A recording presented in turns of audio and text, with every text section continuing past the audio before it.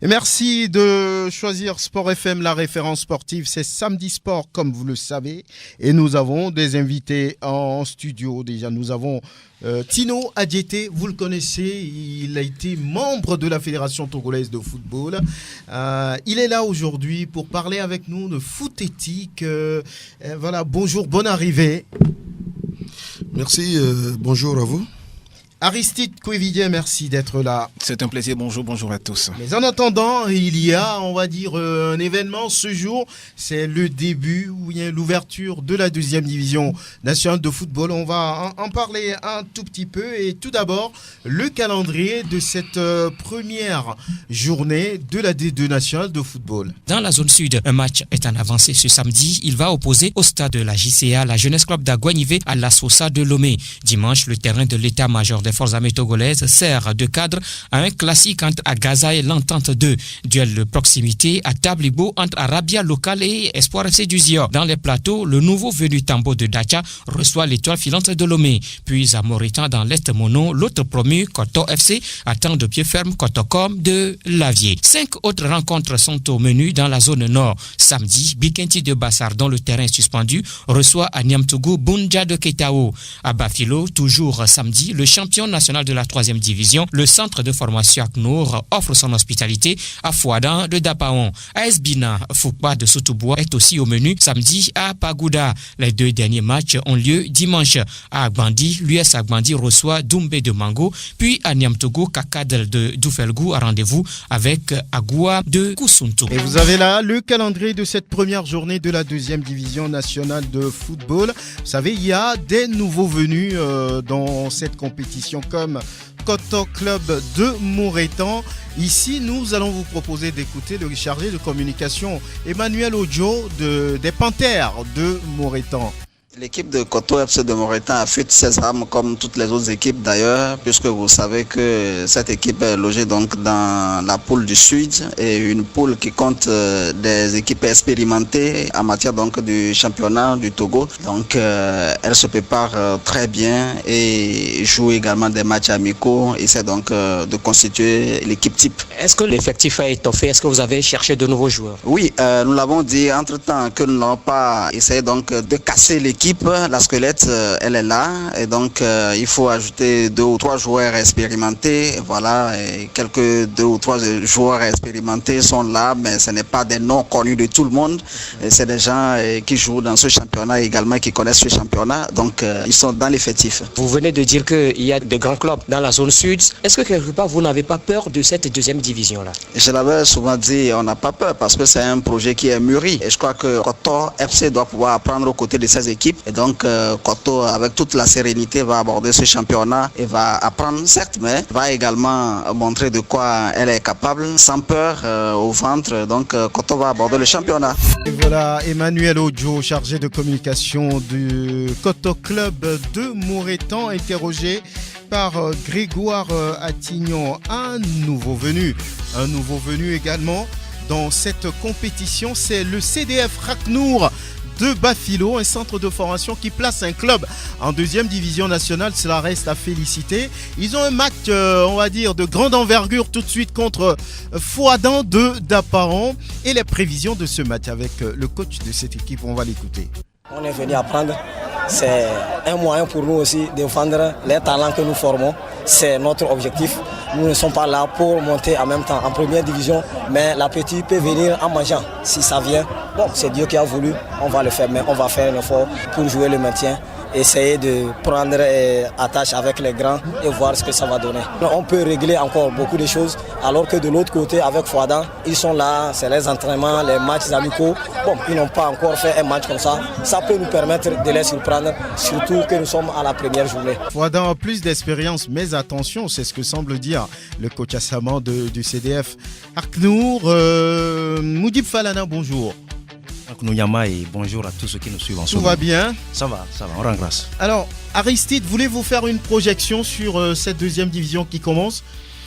Je crois que c'est une compétition qui va être compliquée comme toujours. Vous savez que la deuxième division, comme on le dit, est une compétition assez compliquée où vous retrouvez par exemple dans la zone sud des clubs comme Agaza, Étoile Filante de Lomé, Kotoko de Lavier, pour ne citer que ceux-là, qui tentent chaque fois de revenir dans le championnat d'élite. Et donc, l'envie de gagner, l'envie de mieux faire, l'envie de retrouver la division première fait qu'aujourd'hui, la bataille va être rude. Alors, dans la zone nord, vous savez que également il y a des clubs comme Agua de Kusuntu, Fouadan, qui sont arrivés évidemment.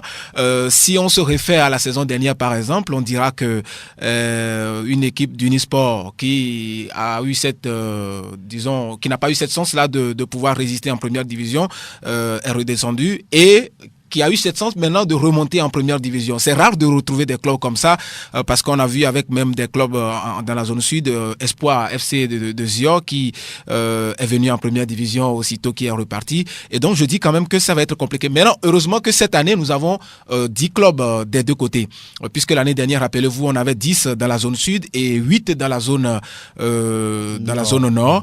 Et je pense que ça va être vraiment compliqué. Malheureusement, c'est un seul club qui va passer en première division. Comme on le dit si bien, nombreux sont appelés, mais peu seront élus. Mais puisque nous parlons de la deuxième division, nombreux sont appelés. 10 clubs appelés des deux côtés, mais seulement un club de chaque côté sera donc appelé pour la première division. La division d'élite. Tino Adiété, c'est vrai, vous avez fait du recul, mais cela ne veut pas dire que vous n'aimez plus le football. Lorsqu'on parle de ce championnat de deuxième division, vous, qu'est-ce que ça vous inspire ? Mais bonjour Franck, je suis très content d'être ici ce matin. Et vous savez, cet aspect-là fait partie de la vie de tout chacun. Hein, quand tu t'intéresses à la chose, la suite, vous le savez, c'est les charges, c'est tout. Mais on peut leur souhaiter plein succès. D'abord, c'est ce qui est intéressant. Et le reste, c'est les charges. Hein. Il faut quand même que les moyens soient quand même mis à leur disposition. Auquel cas, qu'ils puissent aussi trouver des moyens parallèles. De trouver des moyens, voilà la raison pour laquelle je suis là ce matin. Quand je parle de foot éthique, apparemment, foot éthique. Il y a tout ça dedans. Oui, très bien. Tout ça dedans. Il faudra que foot éthique puisse aider ces acteurs-là à se retrouver et à quitter l'immobilisme quotidien. Qu'on puisse aller vraiment au concret, faire les choses simples et d'une façon différente que par le passé. Tu sais ce que c'est avec le président des clubs, tout ce qui s'intéresse à la chose, ce qu'ils y mettent comme moyens. Les moyens humains, on en a, mais les moyens financiers, il faut les chercher et il faut aller les puiser, les trouver. C'est ce qui semble être important. Bon vent. Moudib Falana. Oui, la D2 commence. Au sud, il y a tellement d'embouteillages. Agaza veut revenir dans l'élite. Arabia de Tabligo en 2. Étoile Filante, Asfosa, Espoir, JCA. Mais tout le monde veut venir. Mais il n'y a qu'une seule place. Oui, la deuxième division a été toujours une compétition assez éprouvante. Surtout dans la zone sud cette année. Il y aura, à mon humble avis, une redistribution des cartes. Il y a quand même de nouvelles équipes qui font leur entrée, il faut le souligner. Vous avez parlé tout à l'heure de Koto, Tambo et JCA d'Agoué, un club qui va énormément évoluer sur ses atouts. Et quand je parle d'atouts au niveau de cette équipe qui fait son entrée, il y a le stade qui constitue pour moi un symbole pour les joueurs. Il y a également le public à Agoué. On a quand même une grosse communauté qui adore le football. Ils vont essayer de se frotter au gratin de cette deuxième division. Et quand je parle de gratin, il y a des équipes comme l'Entente 2, comme vous l'avez souligné, l'Entente 2 qui va encore batailler dur. Il y a quand même ce travail psychologique qui doit se faire au niveau de ce club parce qu'ils ont en tout cas raté de peu la montée. Sur 2 années consécutives, ils ont raté la montée. Donc ils vont essayer de s'organiser, mais ça ne va pas être facile à mon niveau. Maintenant, au niveau de la zone nord, c'est là où je pense qu'on aura des matchs aux allures de D1. C'est Parce que vrai. quand on parle de Pikinti, quand on parle de Fouadan, je pense d'Agoua de Koussountou, qui ne cache pas ses ambitions à chaque saison. On va s'attendre à de beaux duels, comme je le dis, et on suivra tout ça là de très près. En tout cas, l'un des clubs, on va dire, historiques de cette deuxième division dans la zone sud, c'est à Gaza. Nous allons écouter le président de cette équipe, Amadou Ouattara. Gaza est au point pour le démarrage. On a commencé les préparatifs, ça fait banalement 6 mois. Normalement, le championnat devait commencer dans le mois de novembre. Ça a été repoussé et aujourd'hui, c'est peut-être à Dieu, le 14, la D2 va démarrer. C'est déjà un classique. Vous jouerez contre l'Entente 2. Vous n'avez même pas le temps de prendre vos marques avant ces grands matchs. Non, si vous voyez les clubs de D2 zone sud, presque toutes les équipes sont au point. Donc, les clubs de Lomé, le club d'Agoua qui vient d'arriver, côté de la Bie, Arabia, c'est des clubs d'élite. Ils ont fait leur preuve la saison passée. Donc, je vois que tous les matchs sont des matchs. Les objectifs d'Agaza, ça reste les mêmes ou vous avez revu vos objectifs? Non, quand vous vous engagez pour jouer le championnat, c'est d'être champion. Donc, Agaza, son objectif, c'est d'être champion aussi. On n'est pas là pour jouer le championnat seulement, on est là pour la montée aussi. Tout est précis, on est là pour la montée. Mais déjà, Gaza commence avec un derby. Ce sera contre l'Entente de Kodjovia Kopeni Konakwe à Djololo. À quoi ressemble une telle opposition? Grégoire Attignon. À Gaza, Entente 2 constitue une affiche phare, quelles que soient les générations. Ce duel au parfum nostalgique rappelle toujours les oppositions antérieures entre les Verts de Tokoin et les Jaunes de Kodjovia Kopeni Konakwe à Djololo. Voilà que pour cette nouvelle saison, le derby de la capitale est placé à la première journée. Une occasion de découvrir le nouveau visage des deux formations. Du côté des Scorpions Noirs, des nouveaux sont venus dans la maison comme de Souza Abel, Ate Sharif et autres Mama Abdou Jalilou. Ces derniers viennent s'ajouter aux anciens tels que Délété Jean-Luc et autres Bachek Mohamed, tout ceci sous la houlette de l'infatigable Mawina Kodjovi. Dans les rangs des Jaunes de Kodjovia Kopeni Konakwe à Djololo, ce sera la première saison sans Amenito à côté sur le banc. Pour ce faire, c'est Fiabo Kofi Sena qui est appelé pour diriger les débats avec des joueurs comme Akapo Junior, Nukafu Victor de retour, sans oublier les nouveaux venus, Onlede Kinsibo Abel, Nayo Ayeba. À Gaza Entente 2, un duel qui promet ce dimanche sur le terrain de l'état-major des forces armées togolaises, nouveau fief des Verts de Tokoin, en attendant bien sûr la reprise des activités sur le terrain de Bossimé. C'est tentant, c'est la nostalgie pour certains. Quand on parle d'Entente 2 à Gaza, dans le temps, mais ça draine du monde. Aujourd'hui, à Gaza qui fait face à ce derby-là, là-bas l'état-major, en attendant, Grégoire vous l'a dit, de boucler les travaux au niveau de son terrain. Voilà, l'ambition c'est de retrouver l'élite. Rien à dire pour Gaza. Même chose pour Entente 2 qui a échoué de peu sur 2 saisons avec Amenito à côté. Aujourd'hui, on se demande si les Jaunes de Kodjovia Kopeni Konakwe à Djololo ont les mêmes armes. Beaucoup vous diront que c'est non. Mais là, ça commence dès demain pour ces deux clubs. Et on vous dit que déjà cet après-midi, le match entre la Jeunesse Club d'Agoé et Asfosa sera en direct sur les ondes de la référence sportive. Le match CDF Raknour et puis Fouadan également depuis, on dira, Niamtougou, et le match entre Bikinti et Bunja de Ketao aussi en direct. Ces 3 matchs à suivre cet après-midi. En attendant, le gros lot demain avec la D1 et les autres matchs de la deuxième division. Ce match vous dit quelque chose? Vous avez la nostalgie lorsque vous écoutez Entente 2 à Gaza? Dans le temps, c'est des matchs qui se jouent à partir de 17h30. Et il y a du monde au stade municipal de Lomé. Vous vous souvenez, vous avez eu à vivre des matchs comme ça? Mais vous savez, nous étions là et on suivait tous les matchs, surtout les matchs nocturnes et autres. Ouais, vous pouvez quand même imaginer avoir ce reflet de ce que ça drainait à l'époque. Comme pour le monde, les intégrants, ceux qui sont intéressés là, ceux qui sortent du bureau le soir pour directement tomber sur les stades et voir les matchs. C'était bien, et puis le climat aussi était apaisé et pour toutes ces actions-là sur la pelouse. Je crois qu'il y a des aspects qu'il faut quand même revoir de façon à renaître les choses autrement. C'est dans ce sens-là qu'il faut peut-être chercher à aller plus loin, voir les choses autrement. Comment redéfinir les choses et quitter l'immobilisme concrètement. Parce que tous les jours que tu fais à tous les championnats, on se retrouve à la case de départ, on recommence et c'est devenu très très quotidien. Et il faut quand même qu'on fasse un break pour redéfinir un peu et des nouvelles donnes.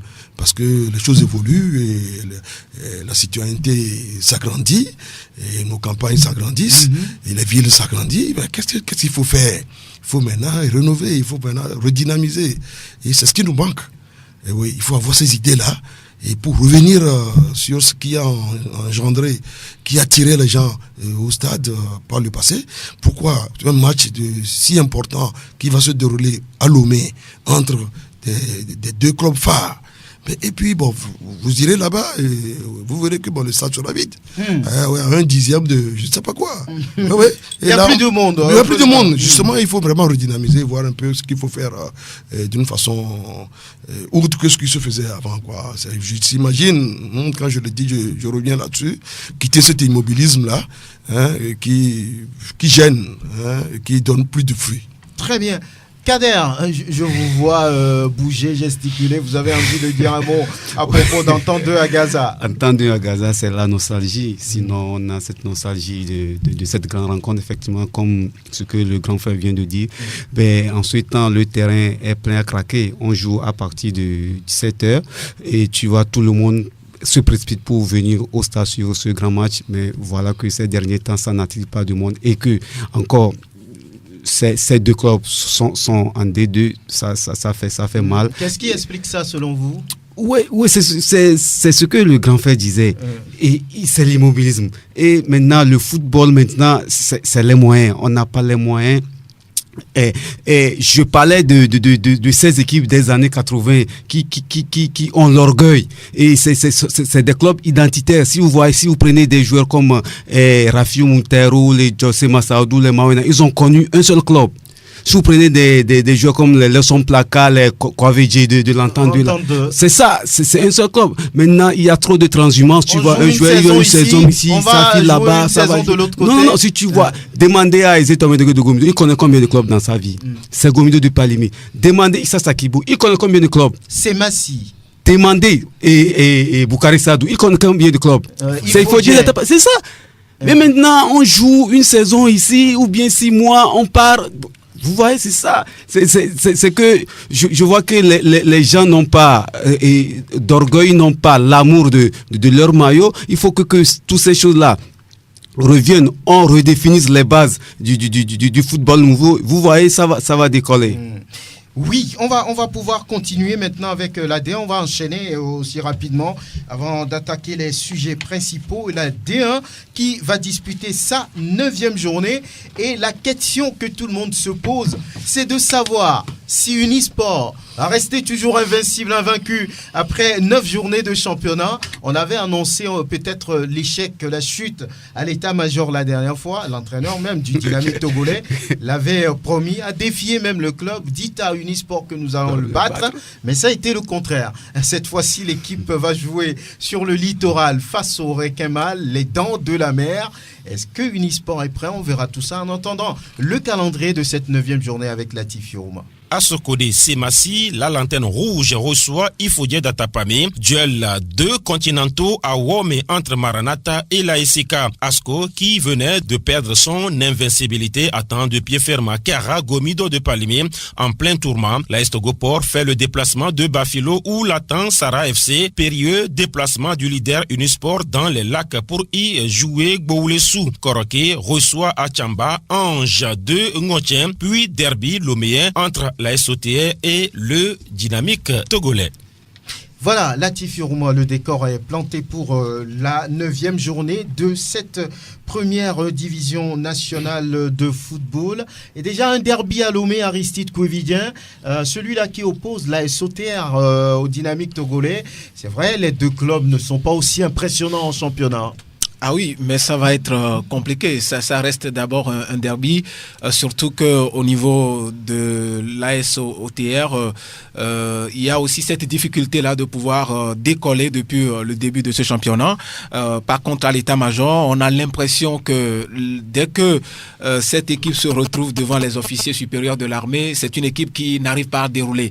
La preuve en est que lors de la récente journée, eh bien, cette équipe a été battue à domicile par une mystique formation donc d'Unisport, mystique parce que parce que c'est une formation à mon avis qui ne produit pas en tant que telle du jeu, mais qui arrive à marquer. On ne comprend pas la stratégie même de l'équipe, mais on se dit quand même qu'à la fin, puisque nous sommes purement sur le plan sportif, c'est une équipe qui a une force collective, c'est une équipe qui est collectivement en place, mais individuellement il n'y a pas en tout cas des joueurs qui puissent rivaliser d'à deux avec les autres. C'est pour ça que je dis quand même que pour ce derby, il y aura match parce que du côté de l'AS OTR également, on a envie de mieux faire.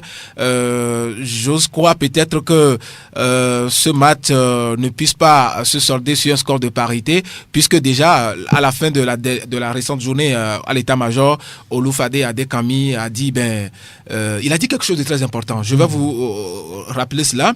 Il disait que aujourd'hui, l'entraîneur ne peut pas tout donner. C'est-à-dire que sur le terrain, l'entraîneur peut donner des conseils, mais il revient aux joueurs d'avoir cette rage de vaincre. C'est-à-dire, il a donné même l'exemple de leur temps. Avant, les joueurs mouillaient le maillot. Quand vous prenez les Salutadou, ou encore le Viacon.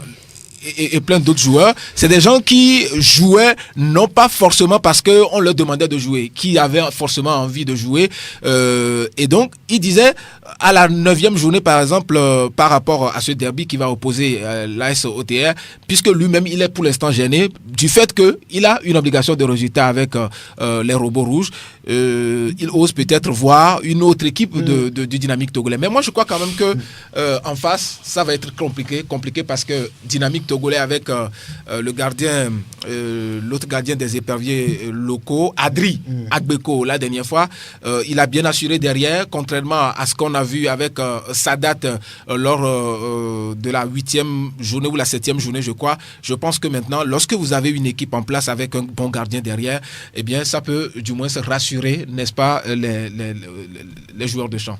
Les hypothèses d'un tel match, d'une telle opposition avec Roméo Yetor. Toujours cité parmi les favoris, la SOTR n'assume pas ce statut, parfois trop pesant pour l'équipe de l'Office togolais des recettes. 10e au classement avec 8 points moins 1 et un match en moins, le club coaché par Maurice Noutoujet n'a gagné que 2 matchs, dont le derby contre Togoport, remporté de 1, mais c'était lors de la première journée. L'adversaire de la SOTR, surnommé les robots rouges, a les yeux rouges.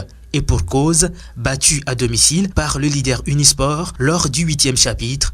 Dito tentera donc de se relancer. L'un des meilleurs clubs à l'extérieur, l'équipe d'Oloufade Adekami n'a perdu qu'une fois hors de sa base. Et seul Maranatha peut se glorifier de l'avoir fait. Face à Novon Efoué et ses partenaires mis au repos, le week-end dernier pour indisponibilité de stade, Kouloun Maglibé et ses coéquipiers doivent se retrousser les manches pour ne pas être surpris par la fraîcheur physique de leur adversaire.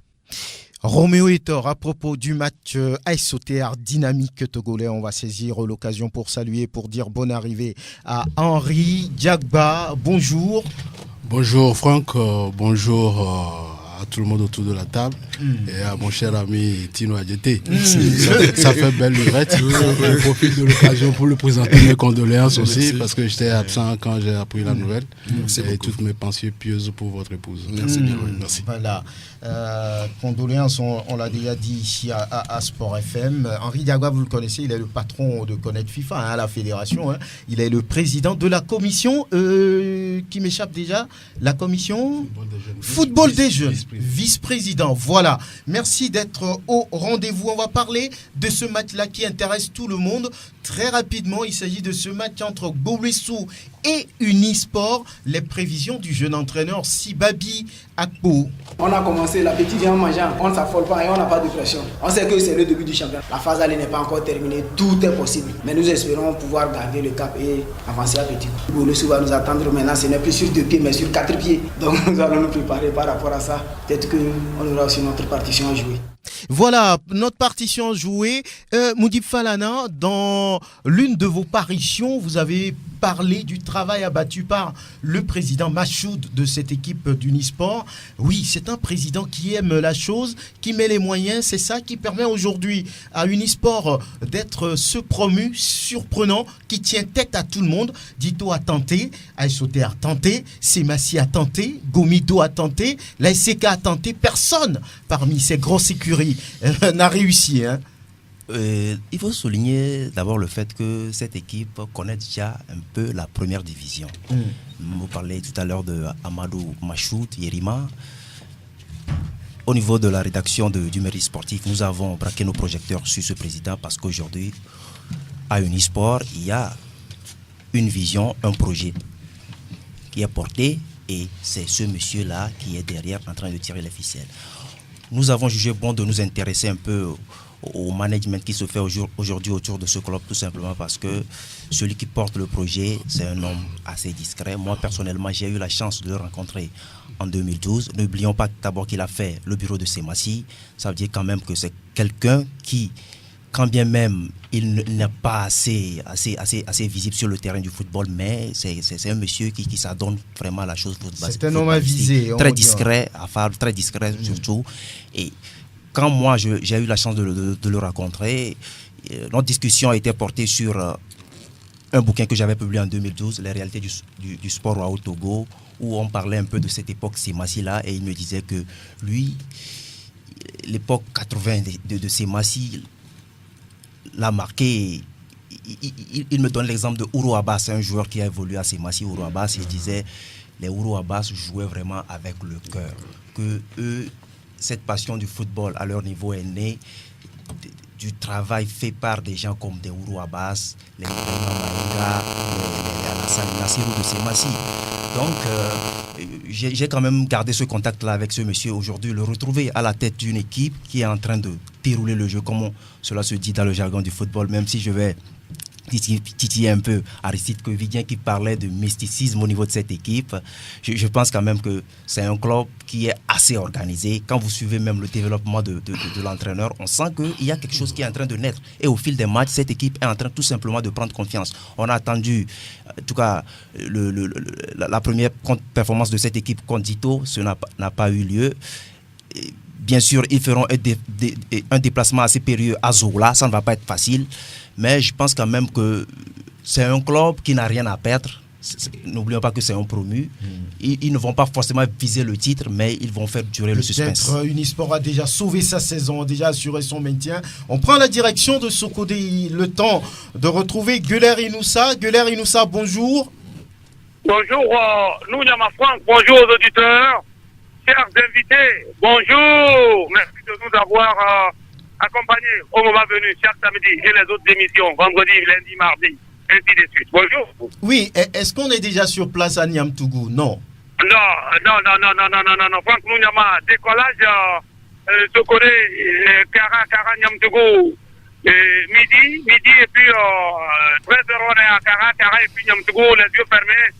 14h, nous sommes sur les lieux avant de prendre le décor à 14h40, nous n'avons pas. Nous sommes encore avec les vieux poumons, santé plus et plus, gaillard, matinale d'Alpenivé, les 28 ans des gaillards de Lomé, ils ont décidé de célébrer cela. Mais à Sokoré, nous sommes là, on les suit de près à Goro Pédistrivi, il y a Cathy et Jonas, ils sont tellement nombreux actuellement, ils jouent la deuxième mi-temps. J'ai vu aussi Joël, ils jouent la deuxième mi-temps, j'ai vu surtout au niveau des vieux poumons, et c'est intéressant. Ce n'est pas le jeu qui compte, c'est la solidarité, la fraternité. Surtout la troisième mi-temps où on va gêner plus les bouteilles, nous, Yama Franck. Où on va essayer de reprendre rapidement ce qu'on a jeté en faisant le sport. Oui, on va parler de cette 9e journée. Mais qu'avez-vous à nous livrer là-bas? Ok, je crois que nous, Yama Franck, tout à l'heure, un de nos confrères disait que ça serait un déplacement périlleux. Pour Unisport, on l'a dit contre Gomido, c'est passé. Pour Unisport face à Dito, c'est surtout que ça s'est joué dans l'état-major des forces armées togolaises, le fief même de Dito de Lomé, où Oloupane, à la fin, a gratté son rasta et allé directement vers la conférence de presse. Je crois qu'il aura match à Zola. Je crois que Bowo le sou est averti. Unisport est parti à 4h30, 4h30, et je crois qu'il y aura match à Zola. Ça, Anero est averti, Olosu est averti, ils arrivent en conquérant, ils arrivent en conquérant. Qui ne sont pas tombés devant les protégés du général Félix Kassangaro, déjà pouvoir de l'armée togolaise, ce n'est pas les requins qui vont les effrayer, ils sont partis, et nous, Nyama Franck, je profite de nos antennes pour les présenter nos condoléances les plus attristés sur FM. Je suis allé au nom de la radio, mon patron, je suis allé voir, voir les blessés, et nous avons apporté notre modeste contribution par rapport au mouvement, et hier, je crois que le dernier malade, le docteur Akpaou, a demandé à ce qu'on fasse le scanner et nous les avons accompagnés dans les mouvements, les formalités. Actuellement, le scanner est terminé à Djougou. Ils ont ce chemin sur Kara pour voir le neurologue et ils reviendront à la base d'ici le soir. Et pour le premier, l'opération a réussi 5 sur 5. Pour celui qui n'est plus d'un autre, vouloir ce que Dieu veut est la seule qui nous met en repos. Au nom de Soirée Franck Nouniama, je les ai présenté nos condoléances les plus attristées. Revenons-en pour ce qui concerne d'autres matchs. Après le match d'une histoire de Sokone, demain, il y aura beau matin. Les jours vont se suivre et vont se ressembler pour Gomiso de Palimé. Parce que Asko est en forme. Les jours vont se suivre et vont se ressembler pour Gomiso de Palimé. Parce que Asko ne fera pas de cadeau à Chesso Boys qui sont tombés face à l'ASK. Et on verra Ayikoro à la roue. Je le disais tantôt, à qui le tour, ça a commencé par Ayikoro à la roue. Qui va suivre Ayikoro à la roue? Parce que moi, j'aime cette chance de mouvement d'entraîneur. Et après ça, on va vivre autre ambiance. Loin de là, ça serait à Bafilo. Les anges de Notien qui ont réussi la passe de deux l'équipe de Sarah qui est tombée face à l'équipe des anges et allait faire un hold-up parfait. Ce qui a même entraîné même le limogeage du coach Ayikoro à la roue. Mais ils reçoivent l'équipe de l'AS Goport qui a appuyé aussi l'accélérateur face à l'AS pour la ratio de nul. Ça serait Sarah AS Goport, violence facteur 0. Revenons maintenant à Tamba de 1, de 2, et finalement cette équipe des anges de Notien commence par faire ça. L'entraîneur Adam Bassir a dit ça ne passera pas par Tamba. Et je crois que Ange est averti au stade Namandarida de Tamba Yamat. Maintenant pour le dernier de l'intérieur du pays, ça serait Temati de Sokone passe à Yifodé d'Atapamé. Il y a eu mouvement au niveau du staff technique. Le DC, le Blanc Clinton devient entraîneur. Le tout premier match sera demain sur le banc. Sur ce chaudron-là, je crois que Temati de Yifodé se retrouve après 16 ou 17 ans. Temati et Yifodé se sont croisés autant des grands joueurs. Les deux équipes ont produit des grands joueurs comme le peu Taïbou Mirminou, comme Mama Moutawakilou, comme Boukari Saradou, Nahala Mama, Alastima Idjoya. C'était un bon ancien gardien du Fodé. Autant, Temati avec des Kanirou, Bronimini, des Kassoum Awali, des Aboula Yakubo, sans oublier Ayukoro Warahou, et puis Mohamed Azim, Tapararate et autres. Mais demain, aujourd'hui, ce n'est plus le même joueur. Demain, les deux équipes s'affrontent, mais le guerrier est blessé dans son amour propre. Il aura de l'électricité dans l'air, mais je vois le guerrier passer devant cette équipe.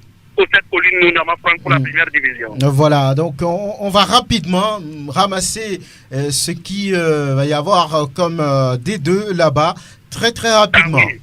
Je crois à la deuxième division. Le tout premier report est venu de Pagouda à Espina Foupa. Le match est reporté sur demande des dirigeants de Foupa de Sotobois pour mettre les points sur les i. Et cet après-midi, à Niamtougou, ce match sera retransmis en direct. La radio leader, la radio sportive, la radio Soirée FM Lomé. Ça serait Kikendi, face à Fundia Football Club de Ketao. Et CDF Aknou, pour attendre d'Apaon. Ça sera toujours cet après-midi à Bafilo. Le promis contre celui qui est en division inférieure. Et demain dimanche, on va suivre l'indépendant duel entre Tekadre de Depalé, à Bois de Kosontou et l'intervenu en dernière position qui d'Azandi face à Doumbé.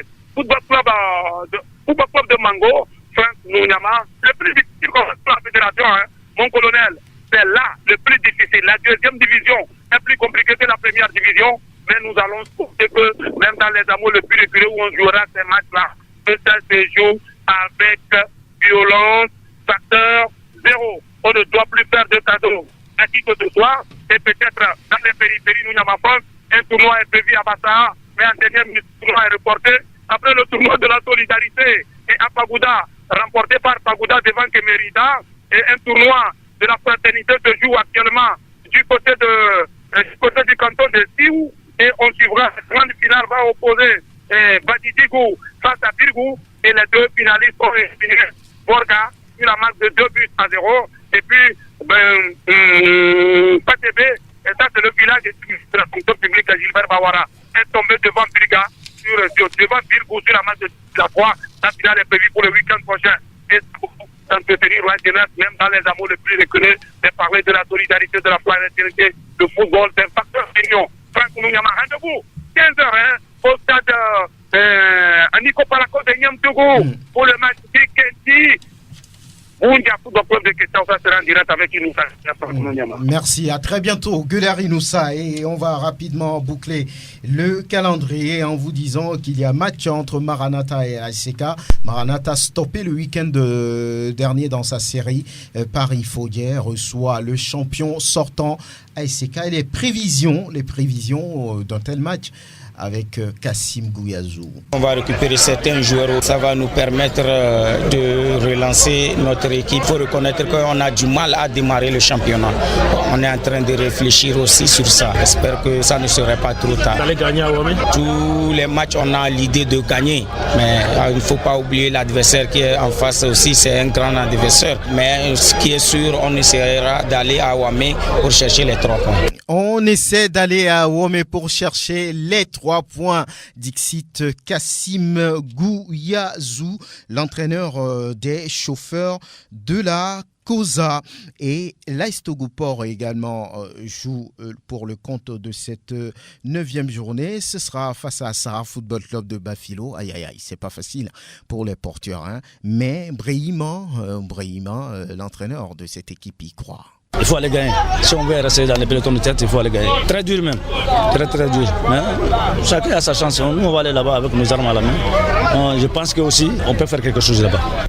On peut faire quelque chose là-bas et on vous rappelle très rapidement le calendrier de cette 9e journée. Il y a ce match entre Semassi et Ifodje d'Attaque Pamé à Sokodé, naturellement. Et à Womé, Maranatha accueille ASK. Asko joue contre Gomido de Palimé. Gomido qui ne va pas bien. Les Show Boys n'arrivent plus à faire le show. Il y a un duo pour peut-être pousser cette équipe vers l'avant. C'est Dima Oyaolé et Koubadia Chérif. Kader Koubadia, c'est votre club de cœur, Gomido. Ce duo est capable de sortir les Showboys de ce trou-là. Alors on verra bien si ils peuvent le faire, mais vivement qu'ils le fassent parce que ces derniers temps, franchement, je ne sais pas ce qui se passe. C'est un choix définitif ou bien c'est un choix provisoire?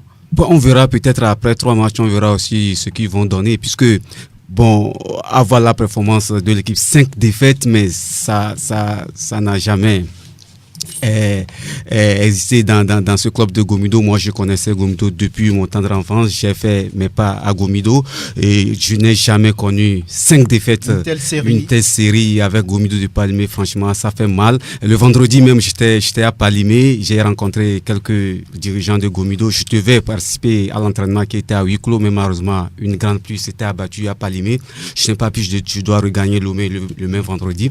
Ça fait que, bon, ça fait mal même aux supporters de Gomido de Palimé, puisque moi, selon moi, personnellement, je ne vois pas un problème de coaching, c'est un problème interne aux joueurs. Et je demande aux joueurs de laisser ces petits problèmes de travail. Seul le travail paie. Quel problème? Bon, c'est entre joueurs. Ouais, c'est un problème. Ouais, il y a un petit problème entre eux. Bon, ils se sont parlé un problème d'ego? Sûrement.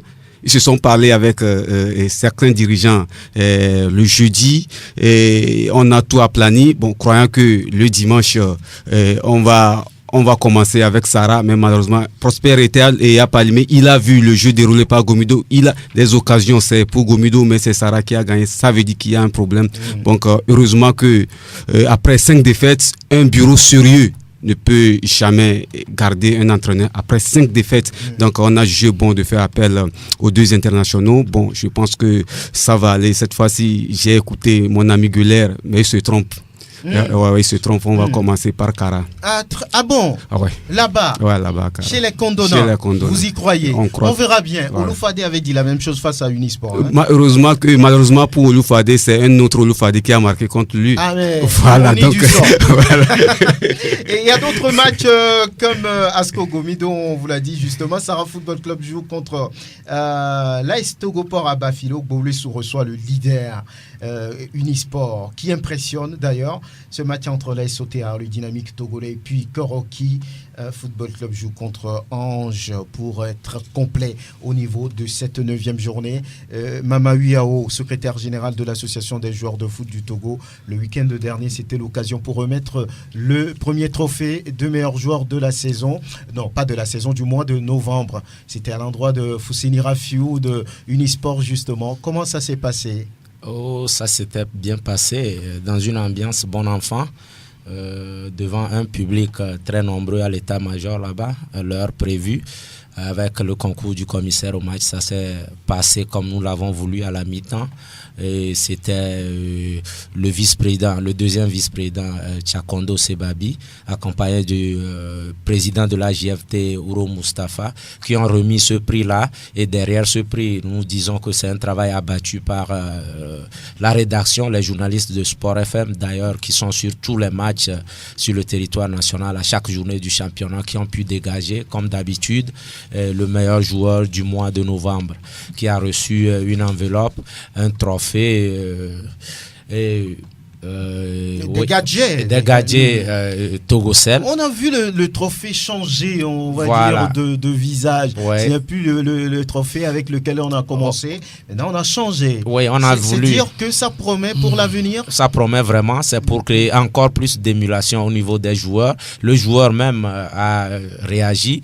Il a aimé. Je pense que, comme nous l'avions dit, c'est la première fois que ce prix va dans la centrale, la région centrale, c'est-à-dire le vivier du football togolais. Depuis qu'on a instauré ce prix en collaboration avec Sport FM, ils n'ont jamais gagné. Je pense que ça va booster vraiment le moral et l'envie de mieux travailler pour encore rempiler ce prix chaque mois. Le joueur a dit qu'il a envie, si possible, de remporter ce prix-là chaque mois. Donc, avis aux joueurs restants dans les autres clubs de travailler dur, comme un certain Cristiano, pour pouvoir remporter ce prix-là chaque journée et chaque mois. Et je voudrais dire, le Cristiano est un blanc. Aujourd'hui, on a sur le plan africain quelqu'un qui est un exemple de travail. Je pense que Sadio Mané, il bosse dur. Et que les joueurs bossent dur comme ça pour pouvoir remporter ce le meilleur joueur du mois de décembre est en téléchargement. Voilà. Oui. Donc, avis à ceux qui veulent gagner de travailler, de s'imposer, d'avoir de l'impact dans leur club. Voilà, à chaque journée de championnat, il y aura un représentant, un correspondant de Sport FM qui va voter sur chaque match. Donc, chaque match qu'il le joue à fond pour que ce championnat-là prenne plus de niveau comme nous le connaissons aujourd'hui, que nous félicitons d'ailleurs. Je pense que ça va évoluer crescendo pour que le football togolais aille de l'avant. Voilà, donc on aura parlé de la D1 nationale de football. On va juste marquer une pause et on revient parler foot éthique. Voilà, merci de nous avoir choisis. Merci de nous écouter. Sport FM, la référence sportive. On n'a pas encore salué Prosper Agboklou, qui est un peu concentré sur ses ongles. Ça va? Tout va bien? Oui, on se donne la peine à chaque fois qu'il le Les élèves vous ont fatigué au cours de la semaine. Vous savez, quand vous êtes avec les tout petits, il faut toujours parler. Ils sont têtus. Tellement. Mais il faut avoir cet amour-là. Oui, c'est une passion, c'est une vocation. Oui, ici c'est une vocation. Oui. Et aussi il y a la passion qui s'y mêle. Et avec le tout, bon, on ne se demande pas de notre reste. On fait ce qu'on peut pour faire évoluer le citoyen togolais. Le t-shirt jaune, c'est pour les éperviers. Je l'ai porté. Comme ça. Pas pour les éperviers. Les éperviers ni pour autre chose. Je suis dedans. Dans la couleur jaune. Je suis très ravi d'être à côté de mon grand frère Tino. Tino Adjete. Vous connaissez-vous foot éthique? Ah oui, je le connais. Dites-nous un peu ce que c'est. Alors, comme on dit souvent chez nous que le genou ne peut pas porter le chapeau. Quand la tête est bien là. Il est là avec nous. Mais Tino Adjete, on revient vers vous. On va commencer. On sait qu'il y avait... entre-temps, foot éthique, et il y a eu un peu de recul. Maintenant, foot éthique revient. C'est pourquoi? C'est pour dire aux différents acteurs, oui, fair play, mais transparence, bonne gouvernance et tout ce qui suit, c'est ça? Merci, c'est bien cela. En un mot, c'est un autre modèle, un super nouveau challenge que nous avons l'habitude de proposer. Et cette fois-ci, je crois qu'on a beaucoup travaillé dans ce sens. Et aller de l'intégrité à la transparence, la rigueur, pourquoi pas, et le respect. C'est des rubriques importantes. Ouais, c'est pas pour rien. Lorsque vous voyez un peu sur certains maillots des clubs européens, on met respect. Le football, c'est le fair play, le respect. Hein, c'est important. Voilà, il y a l'exemple ici, Mama Uyao avec son maillot. Il y a respect là-dessus. Vous l'avez vu, vous? Oui, je l'ai vu. Très bien. On continue. Très content d'avoir ça en face. Ouais, le respect, c'est aussi une rubrique très importante. Et puis, dans tout ça, l'orientation, ça va vers où? Du foot? Oui, ici. Ça va vers un résultat. C'est ce qui est important. Il faut un résultat. Quand vous êtes au cœur de l'intégrité, vous mettez l'intégrité au cœur des activités, et que par moment il peut y avoir des flexibilités, vous devez avoir une grande écoute flexible pour comprendre un peu l'opposé, qu'est-ce qu'il a fait pour qu'il ait redevenu comme ceci, comme cela. Voilà. Et l'aider à revenir sur le devant des événements et faire les choses proprement et autrement, pourquoi pas. Donc c'est dans ce sens-là que nous y avions travaillé. Comme tu le disais tantôt, avant il y avait aussi foot éthique et c'était le modèle qu'on véhiculait. Et c'est toute une équipe qui y travaille à ce sujet. Et aujourd'hui, comme l'occasion nous a permis d'aller un peu ou venir ici expliquer comment on peut s'attendre, à quoi on peut s'attendre, comment évoluer avec cette équipe. Et je disais que c'est nouvelle, c'est un peu nouveau, hein, un truc nouveau que nous proposons cette fois-ci. Il y a eu du changement entre l'autre foot éthique et celui d'aujourd'hui. Il y a eu un petit qui s'est greffé, une amélioration. Disons ça clairement comme ça. Quand je parle de l'intégrité, quand je parle de respect, dans le respect, il y a beaucoup de choses en dessous. Vous savez, quelque part, on connaît presque toutes les rubriques au niveau de la planification des associations nationales. Je vais parler de toutes les fédérations. Donc, c'est des rubriques officielles que la FIFA a instituées et qu'il fallait respecter. Ça, c'est des aspects fondamentaux. Bon, maintenant, et pour y arriver, l'intention, c'est de les utiliser pour aboutir à un résultat.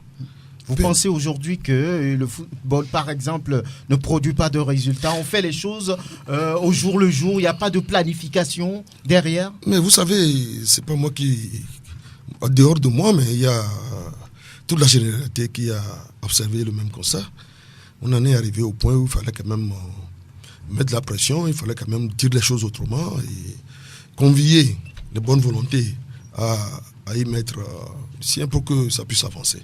Et que, quand je le dis, quand je parlais des rubriques, ces rubriques fondamentales de la FIFA, qu'on a tous connues, et dans ces rubriques, il y a beaucoup de choses. Il y a les commissions. Quand je prends par exemple une commission ou les commissions indépendantes de la fédération, il faut que ces commissions-là soient réellement des commissions indépendantes, véritablement autonomes.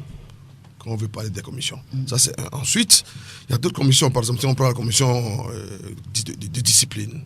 Et dans cette commission de discipline, il y a beaucoup de choses. De discipline, après, il y a la commission de recours, d'appel et tout. Voilà. Et il y a une autre grande commission encore à la fédération. Et c'est la commission éthique, qui peut même frapper jusqu'au niveau de la présidence. Voilà. Donc, quand vous avez ce genre de commission, et que par exemple, vous êtes en face d'une commission éthique, là, ça donne beaucoup plus de volume. Ça doit aller au respect ou au sérieux. Et nous devons faire les choses aussi assez simples. Et dans un encadrement plus honnête. C'est dans ce sens-là que nous voulons quand même que les choses puissent s'améliorer et qui pourraient nous propulser vers des résultats. Voilà. Alors, dans ce sens, comment comptez-vous mettre tout ça là en route? Est-ce que vous songez à la présidente de la Fédération togolaise de football pour mettre tout ça en pratique, ou bien vous allez être avec les acteurs, vous allez pouvoir les aider? Comment voulez-vous mettre tout ça là en route? Mais vous savez, c'est justement c'est pour ça qu'on a lancé un appel là. Et l'appel de part d'autres semble être entendu. Ailleurs, les gens ne maîtrisent pas tellement ce qui a été développé. Et c'est pour ça que je salue l'opportunité qui m'est offerte ce matin pour que je puisse expliquer davantage pourquoi l'appel est lancé. Et à un moment donné, quand le constat est réalisé, quand le constat est fait, et que l'appel aussi est lancé à tous, pour que, y compris même le bureau actuel et les bureaux passés, puissent s'intégrer pour qu'on puisse faire les choses autrement. C'est ça même le dynamisme de cet appel. Mais en un premier temps, une fois foot éthique par le passé, subit tout le monde, il va à la présidence. Non. La stratégie ou la meilleure façon de voir les choses, de faire les choses d'une manière simple, même au niveau des partis politiques, tout ce que vous connaissez, toute l'association, dans la vie associative, il faut toujours lancer un appel. Vous lancez un appel, les gens s'intègrent et vous recueillez les idées. Et maintenant, on redéfinit ce qu'on doit faire par rapport à ce que vous avez conçu. Et on analyse et on dégage les choses. Ce qu'il fallait valider, on les valide. Et les autres, on peut les laisser tomber. Mais voilà. Mais tout de suite ici, quand les gens ne veulent pas comprendre, mais il va devenir président, il va devenir ceci, cela. Donc vous n'êtes pas candidat? Je vous dis que pour le moment, c'est une association, c'est une équipe qui doit décider. Voilà. On ne peut pas te lever et dire je suis président. Mais voilà. on va te lâcher. Voilà. Vous attendez que ceux qui sont autour de vous, ceux qui veulent le même projet, puissent vous désigner? Pas nécessairement moi. Pas nécessairement moi. Justement, c'est ce que je vous ai quand même tenté de comprendre. Pas nécessairement moi. Si eux, ils trouvent que moi, je peux faire l'affaire, ils me mettront devant. S'ils trouvent quelqu'un d'autre peut faire l'affaire, ils le mettront devant. Et ensemble, l'autre, tu fais la jeu à celui-ci, l'autre deuxième vice-président, l'autre membre. Mais c'est ça l'équipe. Et ça se fait à l'extérieur, avant le congrès, avant ces ans d'éventualité. Mais nous devons dire, mais je suis président, Tino est président, donc pourquoi Tino doit être président? Alors que tel est beaucoup plus friand que lui, tel est beaucoup plus chose que lui. Mais donc, non. Jusque-là, ce n'est pas fait. Il n'y a rien de concret. Pas encore. Il reste un mois pour... Il y a des semaines à venir, parce que c'est vrai. Nous sommes dans une république. Vous avez le temps? Oui, tout est fait. Et nous avons les gens de tous bords, ceux qui appellent, ceux qui sont intéressés par le projet. Dans ce beau monde-là, il y a des gens quand même huppés, des gens quand même qui ont assez de rubriques, donc qui sont intéressés. Mais plus loin, qu'est-ce qu'il fallait faire? Bon, il faut quand même qu'on puisse se réunir, on va se réunir incessamment la semaine prochaine, pour redéfinir la chose, y compris les membres du bureau actuel. Oui. J'ai même tenté de... Ils sont avec vous aussi. J'ai tenté même de rencontrer le président. Honnêtement, j'ai tenté parce que tout ce que je fais, c'est pour généraliser un peu du bien du foot de Togolais. Honnêtement, je n'ai pas d'animosité, il n'y a pas de piqué à dire que tel n'est pas mauvais, tel est de tel bord. Non, il faut balayer tout ceci. Il faut laisser Non, on veut rebâtir le football. Franchement, en toute sincérité. Donc, dans cette histoire de respect qui devrait à coup sûr arriver au résultat, mais voyez ce qu'on a eu à déployer. Il y a les moyens. Nous avons les moyens humains. Nous-mêmes qui constituons ici, des caractéristiques là, c'est des moyens humains. Et nous avons des capacités. Et nous sommes capables. Je ne peux jamais dire que Henri, tel, non, nous sommes capables. Nous avons des idées. Maintenant, comment les régenter? Comment les mettre ensemble? Comment les redéfinir? Comment les valider? C'est ce qui manque. Et à un moment donné, quand les gens, si les gens estiment que l'autre là, tu te dis, je vais être président, mais c'est trop dit. C'est l'Assemblée qui va désigner, comme les partis un peu partout, les choses d'une manière claire et nette. Et là, vous aurez un bon objectif à suivre. Bien. Et ça va être bien se redéfinir. Et c'est en ce sens-là que nous devons quitter cet immobilisme-là aussi pour aller au concret, pour faire les choses simples et autrement. Bien. Voilà les grandes lignes de foot éthique que vous avez certainement compris. Oui, Moudib, qu'est-ce que ça signifie pour vous? Vous avez maintenant compris, on va dire, la vision de Tino Adjetté qui porte, on va dire, foot éthique. Oui, lorsque vous l'avez écouté, quel effet ça vous fait? Franck Nounyama, je vois un homme expérimenté qui est en train de parler. Parce que quoi qu'on dise, Tino Adjetté a quand même fait pratiquement tous les bureaux. Il connaît bien la maison, il a été aux affaires. Maintenant, je ne sais pas si à chaque fois qu'on se donne l'occasion de parler du football, on doit dire qu'il faut rebâtir. J'ai comme l'impression que c'est un perpétuel recommencement. C'est là où moi, ça me fait un peu mal. est-ce qu'aujourd'hui, les acteurs ont encore besoin en tout cas, des discours pour se faire entendre? Je pense quand même qu'il faut passer à l'action. Et moi, ce que je suis en train d'observer aujourd'hui, c'est que nous sommes déjà dans la fièvre électorale, hein, mais contrairement à 2016, je ne sens pas peut-être, en tout cas, la sortie des candidats. Jusqu'à présent, les gens calculent toujours. Il y a trop de calculs. Peut-être qu'on a peur du colonel Akpovi. Mais oui, oui, personne ne veut Niela Bonififia. Ou bien j'ai comme l'impression que c'est un peu ça. C'est un peu ça. Normalement, mais lui ne dérange personne. Il ne dérange personne. Et bon, lui ne cache pas en tout cas ses intentions de briguer pour une nouvelle mandature. Il a déjà annoncé, je crois, à une rencontre à l'orée de la nouvelle saison. J'ai comme l'impression que la voie déjà balisée un peu pour le colonel. Moi, je le dis, c'est mon analyse personnelle. Je ne veux pas dire qu'il n'y a plus match, mais les jeux ne sont pas aussi ouverts que ça. Les gens se cachent, pas de candidat déclaré en tant que tel. On ne voit personne. C'est un peu ça, Franck. Prosper, oui, la tête a parlé. Continuez. Non, je crois que on est toujours dans la dynamique de la remise en cause, en question donc de notre football. D'abord, je suis très ravi que M. Tino Adjeto, depuis, on ne l'entend plus et qui, à un certain moment donné, a repris le chemin pour pouvoir remettre donc en question son savoir-faire sur le football, l'accompagnement qu'il faut. C'est un homme courageux. Moi, en toute franchise, quand j'ai appris foot éthique, j'ai tiqué en un instant parce que je me suis dit que cela était parti dans l'oubliette, mais cela est revenu sur la sellette, il s'est remis en sellette. Ça, d'abord, c'est une bonne chose parce que il est dit quelque part, c'est le vieux général Yadema qui disait qu'on ne peut pas marcher et s'apprécier. On ne peut pas danser. Danser, excusez-moi. Ça fait longtemps, déjà.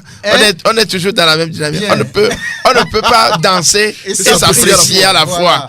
Et justement, il faut une remise en cause permanente de nos actions dans la vie. Seul, quelqu'un a dit, je vais répéter un autre, le colonel Rock qui a dit que seuls les imbéciles ne changent pas. Ah, c'est encore lui. Oui, c'est lui. C'est le papa et après le fils. C'est ça. Que seuls les imbéciles ne changent pas. Et personne ne peut évoluer en disant que j'ai atteint le summum de mes espérances, de mes espoirs. Il faut une remise en cause permanente. Et de telles initiatives, moi, à mon avis, en tant qu'enseignant aussi, je dis que c'est une très bonne chose pour réveiller les consciences. Parce que lorsqu'on se tait sur un certain nombre de choses, on se dit, oh, c'est bien, bon, on peut aller comme ça. Sans remarque, on est en train de tromper celui qui dirige. Bien. Et ça, moi, je crois quand même que ça révèle les attentions et ça peut permettre à notre société donc d'évoluer. Bien. Henri Diagba, on se tourne vers vous. Oui, vous connaissez l'histoire du foot éthique, non? Ça vous dit quelque chose? Non, Tino, c'est d'abord un collègue du bureau. Oui. On a travaillé ensemble dans le bureau exécutif. Je connais ses forces de frappe. Je sais qui il est. Il sait qui je suis également.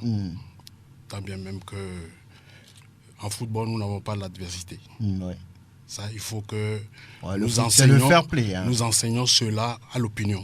Il n'y a pas d'adversité comme le font les politiciens. Nous, en sport, comme il vient de le dire, je pouvais l'attaquer s'il déclarait qu'il était candidat. Et le dire qu'en tant qu'une association éthique, il viole déjà à l'éthique du code électoral parce que la campagne n'est pas encore ouverte. Donc, en lapsus, il dit non, l'Assemblée n'est pas encore statuée sur qui et qui ira. Oui, mais donc, le colonel Akpovi, lui, a déjà pris position. Non, vous déclarez, ce qu'il est en train de faire, c'est qu'il est en train de battre campagne. Il veut faire passer l'idée de l'association Éthique Foot. Et si le président de l'association Éthique Foot va aux élections, la campagne n'est pas encore ouverte. Et là, mon frère tout à l'heure a dit quelque chose. En 2016, on sortait d'une crise. Il n'y avait pas les commissions juridictionnelles qui étaient mises en place pour réglementer les choses. De 2016 à 2019, toutes les commissions juridictionnelles sont là. Et ont l'œil sur l'opinion. Quelqu'un qui fait un peu de dérapage, ils peuvent s'auto-saisir et rappeler cette personne, le ramener à la raison, lui dire « Ah non, nous ne sommes pas en période de crise où tout le monde... » Non. La commission de discipline peut faire son travail et la commission de recours également faire la même chose, ainsi de suite, ainsi de suite. C'est ça la différence entre ce qu'il vient de dire, parce qu'il y avait l'engouement en 2016, parce qu'on se cherchait, tout le monde se cherchait.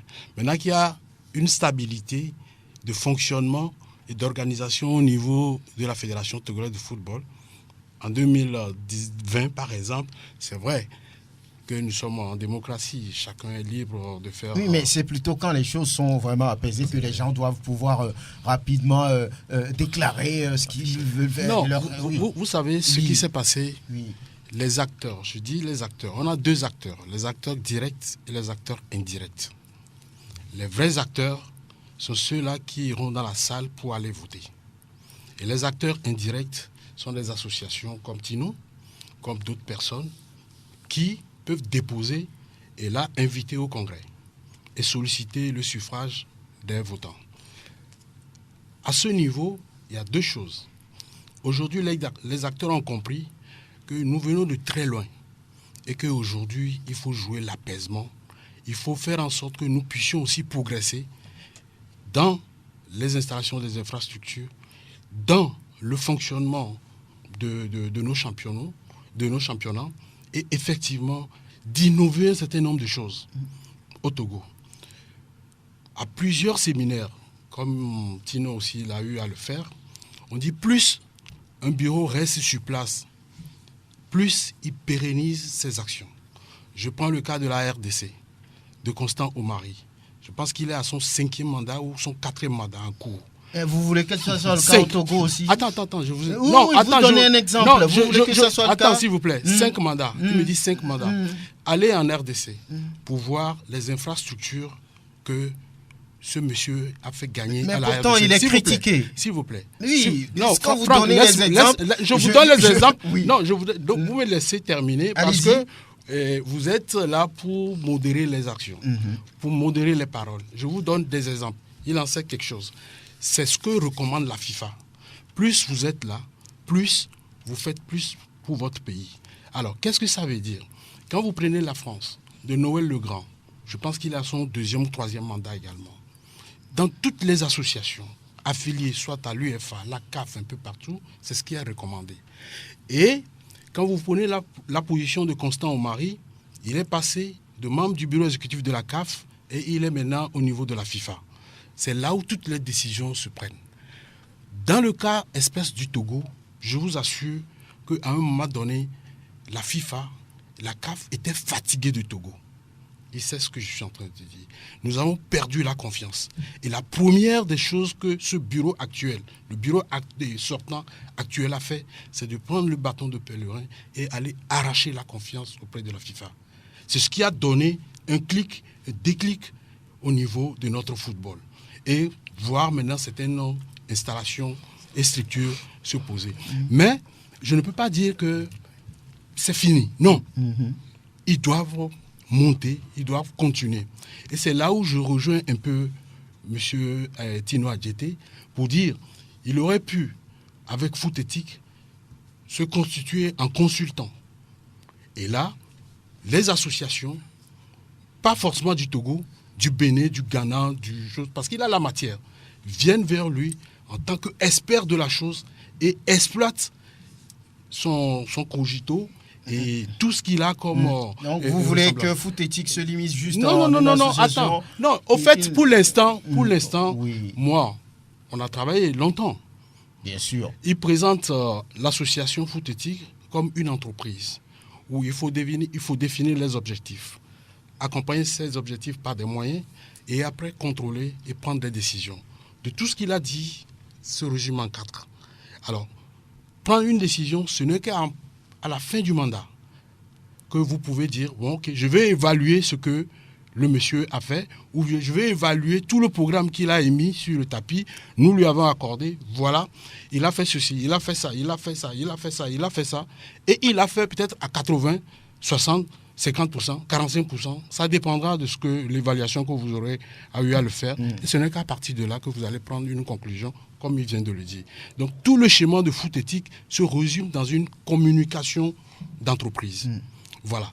Aujourd'hui, le football n'est plus un football de rue, mais c'est un football d'entreprise. Vous financez et vous attendez le résultat. Maintenant, ce qu'il faut comprendre, c'est qu'avant 2016, la gestion de toutes les associations affiliés à la CAF et à la FIFA se faisait à la va-vite. On faisait de n'importe quoi. Avec Infantino, je vous assure, je suis un peu proche de la fédération. Chaque trimestre, je dis bien chaque trimestre, on a un auditeur externe de la FIFA et de la CAF qui visite la comptabilité de la fédération. Et après, suivi d'un rapport, et on vous recommande que de passage, nous avons constaté quelques-uns de ces anomalies. Ils ont déjà dit quelque chose sur le braquage entre-temps qui depuis est resté. Ils ont aussi dit quelque chose là-dessus. Les auditeurs. Oui. Ben, écoute, je ne peux pas vous dévoiler le rapport que les gens de la FIFA font. Aujourd'hui, dans toute entreprise sérieuse, tout ce qui est monnaie n'est plus exploitable à la caisse. Tout est fait sous des virements ou sous des cartes Visa. Oui, par rapport à ce qu'on dit, oui. Bon, pour la transparence, tout ce qui se fait doit être connu par le grand public. Voilà, c'est ce que je dis. Oui. Le grand public va connaître cela lors des congrès ordinaires ou la commission d'audit de la fédération. Je dis bien, toutes les commissions sont mises en place aujourd'hui. Et chaque commission viendra présenter son rapport. Et c'est à partir de là que les vrais acteurs directs, je dis bien les acteurs directs, ceux qui iront voter. Donc, je pense qu'aujourd'hui, nous n'allons pas laisser tomber encore dans des guéguerres, comme il vient de le dire. Aujourd'hui, nous sommes sur le plan de la reconstruction et de la pérennisation. J'aurais bien voulu qu'il rencontre le président Akbouvi. Ce n'est pas un adversaire. Non, il rencontre le président Akbouvi. Il a dit. S'il le veut, je peux même le solliciter, je peux même intervenir pour qu'il le rencontre. La fédération hier. Voilà. Voire même le secrétaire général. Voilà. C'est sa maison. Donc, cette maison est ouverte à tout le monde. Et c'est pour ça, je dis, que comme l'a fait le Mali ou le Niger, à une candidature unique, où les gens sont allés, on a dit, ok, nous allons renouveler la confiance, ainsi de suite. Je vais terminer. Vous terminez très rapidement. Oui, je vais terminer pour vous dire quelque chose. Oui, allez-y. Lors du congrès de la FIFA l'année passée, ou c'est cette année en France, c'était cette année. Infantino devait se faire réélire.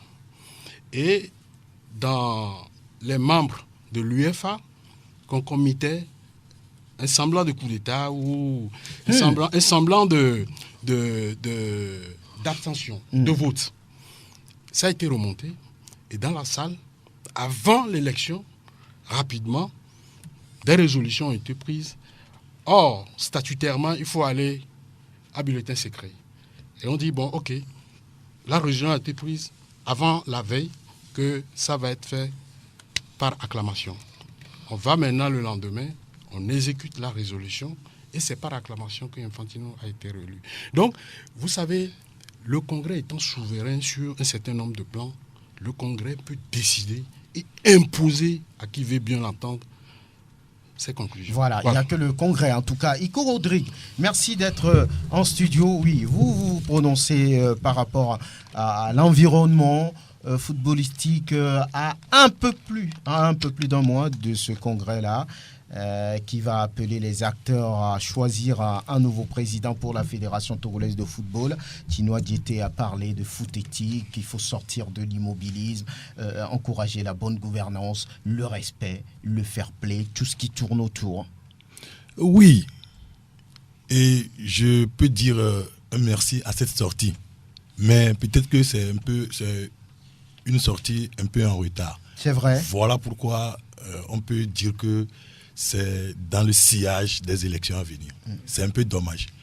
Mais il faut dire que nous allons un peu recadrer le débat. Aujourd'hui, c'est par rapport à cette sortie. Ce n'est pas directement lié à la campagne au niveau de la FTF.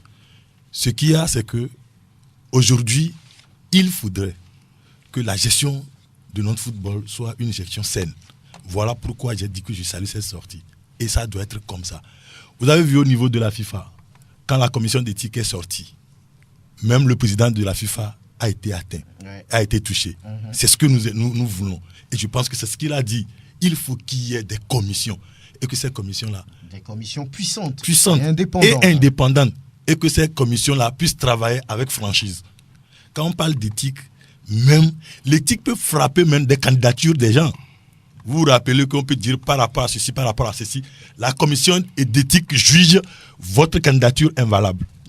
Ça veut dire que à travers des commissions qui auraient jugé votre candidature, ça peut remonter jusqu'à la commission d'éthique, même si vous êtes président de fédération, la commission d'éthique peut juger même invalide votre candidature et vous n'irez pas aux élections.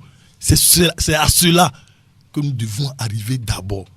Aujourd'hui, M. Dagba, Henri Dagba fait peut-être une petite campagne pour ce bureau-là. Nous sommes d'accord. Mais en réalité, s'il y a cette commission d'éthique, si nous parlons franchement de l'éthique, comme l'a dit, l'éthique dans notre sport, il y a beaucoup de choses qui pouvaient être dites. Si nous parlons de l'installation des commissions purement indépendantes et qualifiées, nous aurons beaucoup de choses à dire. C'est pourquoi j'ai dit, je déplore le fait que cette sortie aurait dû être effectuée plus tôt. Plus tôt, même si tu me permets, peut-être à 1 an avant ces élections. Peut-être que c'est fait à dessein. Voilà, c'est pourquoi je dis que c'est peut-être, on peut attribuer ça à des fins électoralistes parce que nous sommes à 1 mois des élections. Moi, ce que je veux, c'est que, comme il a dit, que les uns et les autres soient inspirés. Il a dit, il ne fait pas sous forme de campagne, mais que les acteurs, M. Henri Dagba l'a dit tout à l'heure, les acteurs directs, ceux qui iront voter. Aujourd'hui, moi, j'ai toujours dit que notre problème, c'est les acteurs directs là. Parce que quoi qu'on dise, nous sommes à 1 mois des élections. Aujourd'hui, quand vous parlez de l'électorat, beaucoup, ces acteurs directs là ne connaissent pas encore l'électorat. Moi, je dis que ce n'est pas bon. Selon l'éthique, ce n'est pas bien. On ne peut pas aller à une élection comme ça. On ne peut pas aller à une élection. Je vais terminer. On ne peut pas aller à une élection à 1 mois sans connaître l'électorat. On a parlé de la réforme des ligues. Oui. On a parlé des réformes à faire au niveau des ligues. Jusqu'à présent, on a parlé des clubs de première division. Je crois, à ma connaissance, on avait parlé de 12 clubs. Aujourd'hui, nous sommes avec 14 clubs en première division. Je crois, à ma connaissance, on a parlé de 16 clubs en deuxième division. Aujourd'hui, nous sommes à 20 clubs. Tout cela, on a parlé de l'organisation de la D3 et tout. Aujourd'hui, je ne sais pas si c'est moi qui me connais un peu. La commission électorale devrait se présenter ici ce matin. Voilà pourquoi nous avons dit que nous voulons des commissions. Voilà pourquoi j'ai dit, dans la sortie là, on a parlé des commissions. Et ces commissions doivent être valables et indépendantes. Est-ce qu'aujourd'hui, vous pensez que toutes ces commissions-là sont en place? Surtout juridiques, sont en place et sont indépendantes et peuvent nous produire d'exacts. Et moi, je dis, est-ce que ces acteurs qui iront, les acteurs directs là, ont tout ça là en main avant d'aller à ce congrès? Bien. Oui. Il a dit quelque chose à propos des ligues avec la refonte, tout ça, mais on a comme l'impression que ce n'est pas encore fait. Non, je vous en prie. Oui. Il y a quelque chose que vous, les leaders d'opinion, vous devez s'aimer au sein des acteurs sportifs.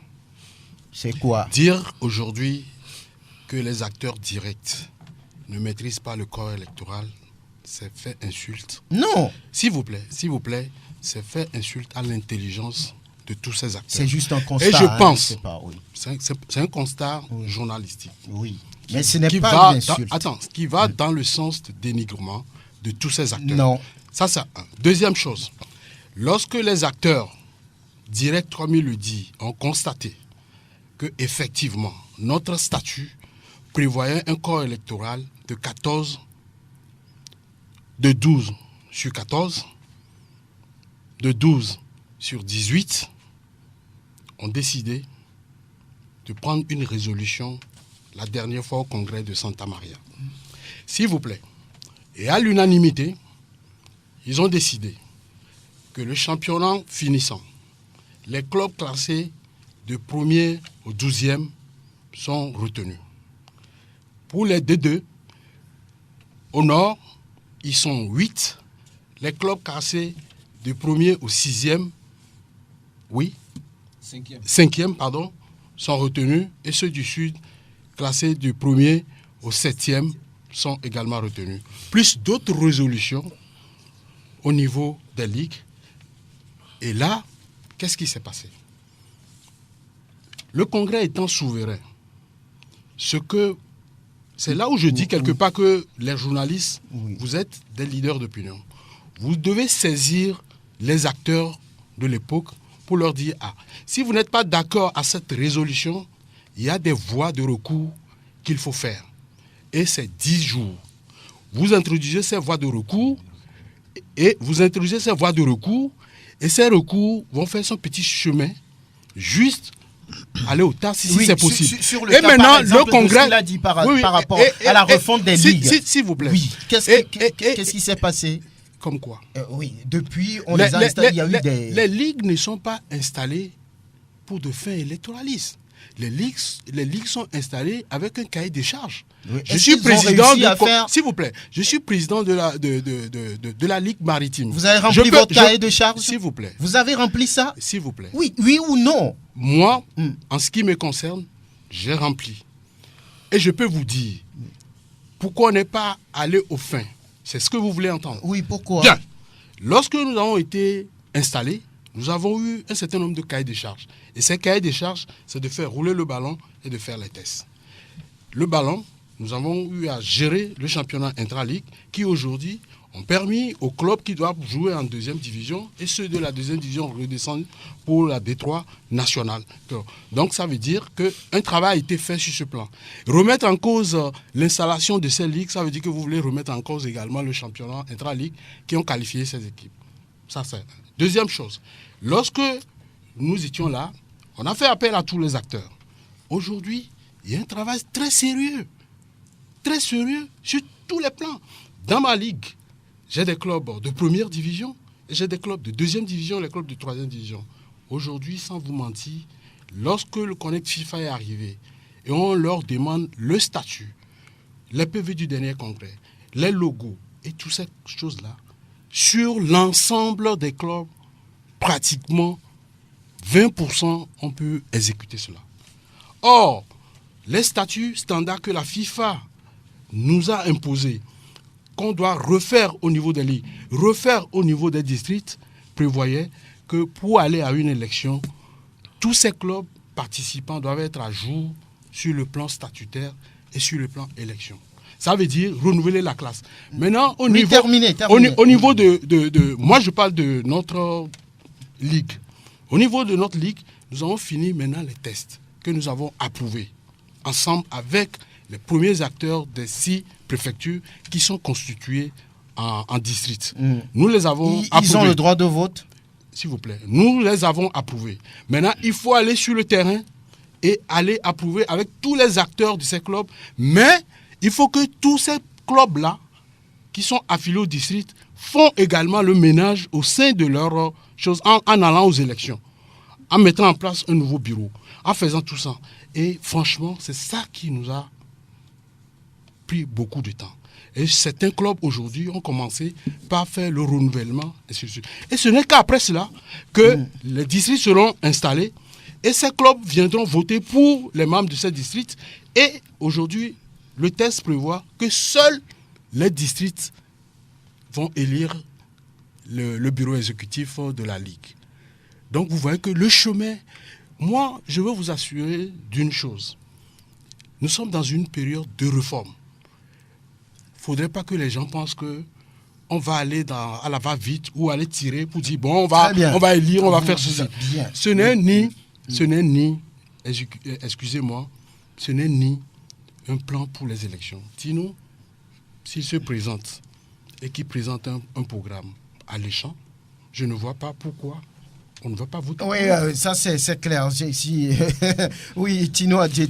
Oui, merci Franck. Oui. Je ne voulais pas que ce débat essaie de biaiser ma présence ici.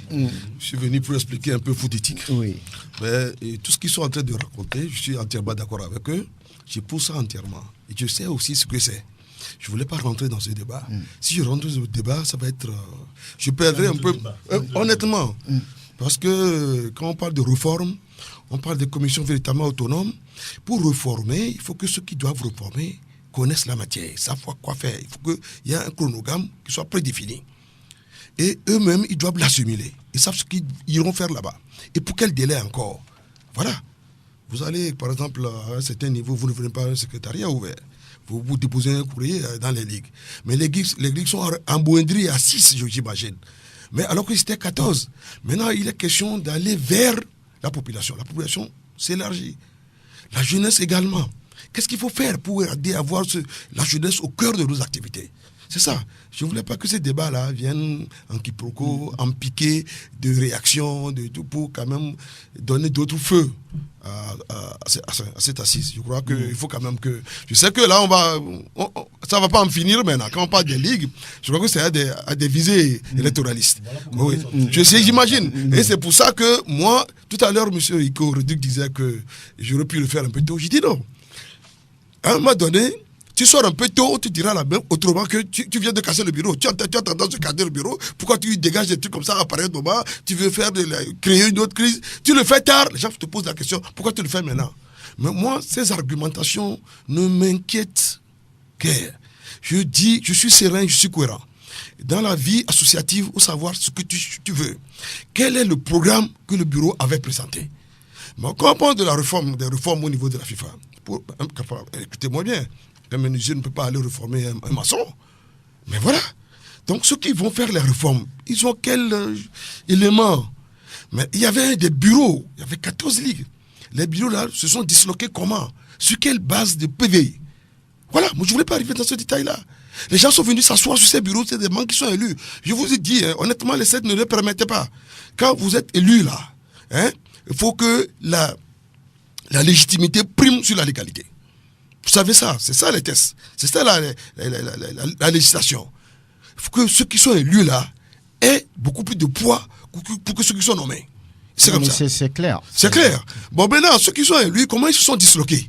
Il faut que ceux-là, quand on me dit, maintenant aujourd'hui, tel club est de Lomé, il faut que cet club n'existe plus. Comment on doit faire? Mais ceux qui ont bâti ces clubs reviennent pour dire aujourd'hui, voilà, PV, qu'on va renvoyer à la fédération au niveau des congrès. Les congrès peuvent valider ou refuser. Voilà. Donc les gens sont partis comme ça. Les 14 ligues sont partis, vous ne comprenez pas? Non, je ne comprends pas. Est-ce qu'il y a des PV? Non. Bon, ça c'est un. Mais on peut me dire que bon, l'État, ici ou tel voulait que ça soit ici. J'accepte. Mais si les gens n'ont pas ce regard, moi je ne veux pas peut-être cultiver ça. Mais ce qui m'importe. Attendez. Ce qui m'importe, c'est de placer fondamentalement la jeunesse au cœur du foot éthique. C'est-à-dire, allez-y. Oui, honnêtement. Donc, moi, je voulais que les choses se fassent autrement. Honnêtement. Nous avons la communication qui est très utile à ce 21e siècle. Cette communication, nous avons des bus, nous avons des taxis motos, et qui quittent de point A au point B, de Lomé à Saint-Cassé, par exemple. Mais ces bus, et ces cars, ces motos, taxis, qu'on peut retrouver dans les agglomérations, où nos interligues, dans leurs actions, peut animer la vie associative, on ne les voit pas. Mais maintenant, il faut quand même trouver un autre recadrage pour que cet immobilisme-là soit enlevé. Pour que de Lomé à Saint-Cassé, pour qu'on puisse aller vers nos campagnes, nos villages, au cœur des mouvements, pour animer la vie associative. Beaucoup vous diront que c'est sur le papier maintenant, dans la réalité. Dans la réalité, il faut le marketing. Franck, je vais t'expliquer ça clairement. Vous trouverez-vous les moyens pour les tout moyens, ça? je vais te l'expliquer. Nous ne soyons pas paresseux. Nous devons chercher les moyens facilement. C'est vrai? Oui. Ici? Oui. Bon, je te dis, donne 2 ou 3 exemples. Je te prends par exemple au niveau de la chambre de commerce. Au niveau uniquement de la chambre de commerce du Togo. Respectueusement, c'est un cadre dans lequel tous les produits sont situés.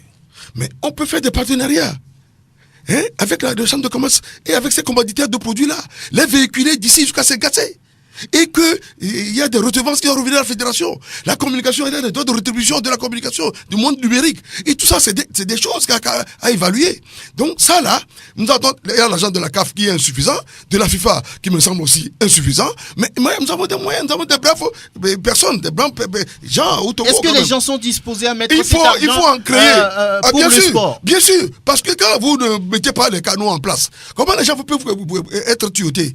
Vous ne mettez pas les préinstallations en place. Comment les gens seront intéressés? Si vous ne faites pas la communication à outrance, comment les gens seront intéressés? C'est ça. Et il y a quand même, quand vous prenez les gens un peu dans le secteur, je vous dis que quand les villes s'agrandissent et que nos agglomérations s'agrandissent, il y a aussi la jeunesse qui s'agrandit. Mais on laisse comme si rien ne se passe.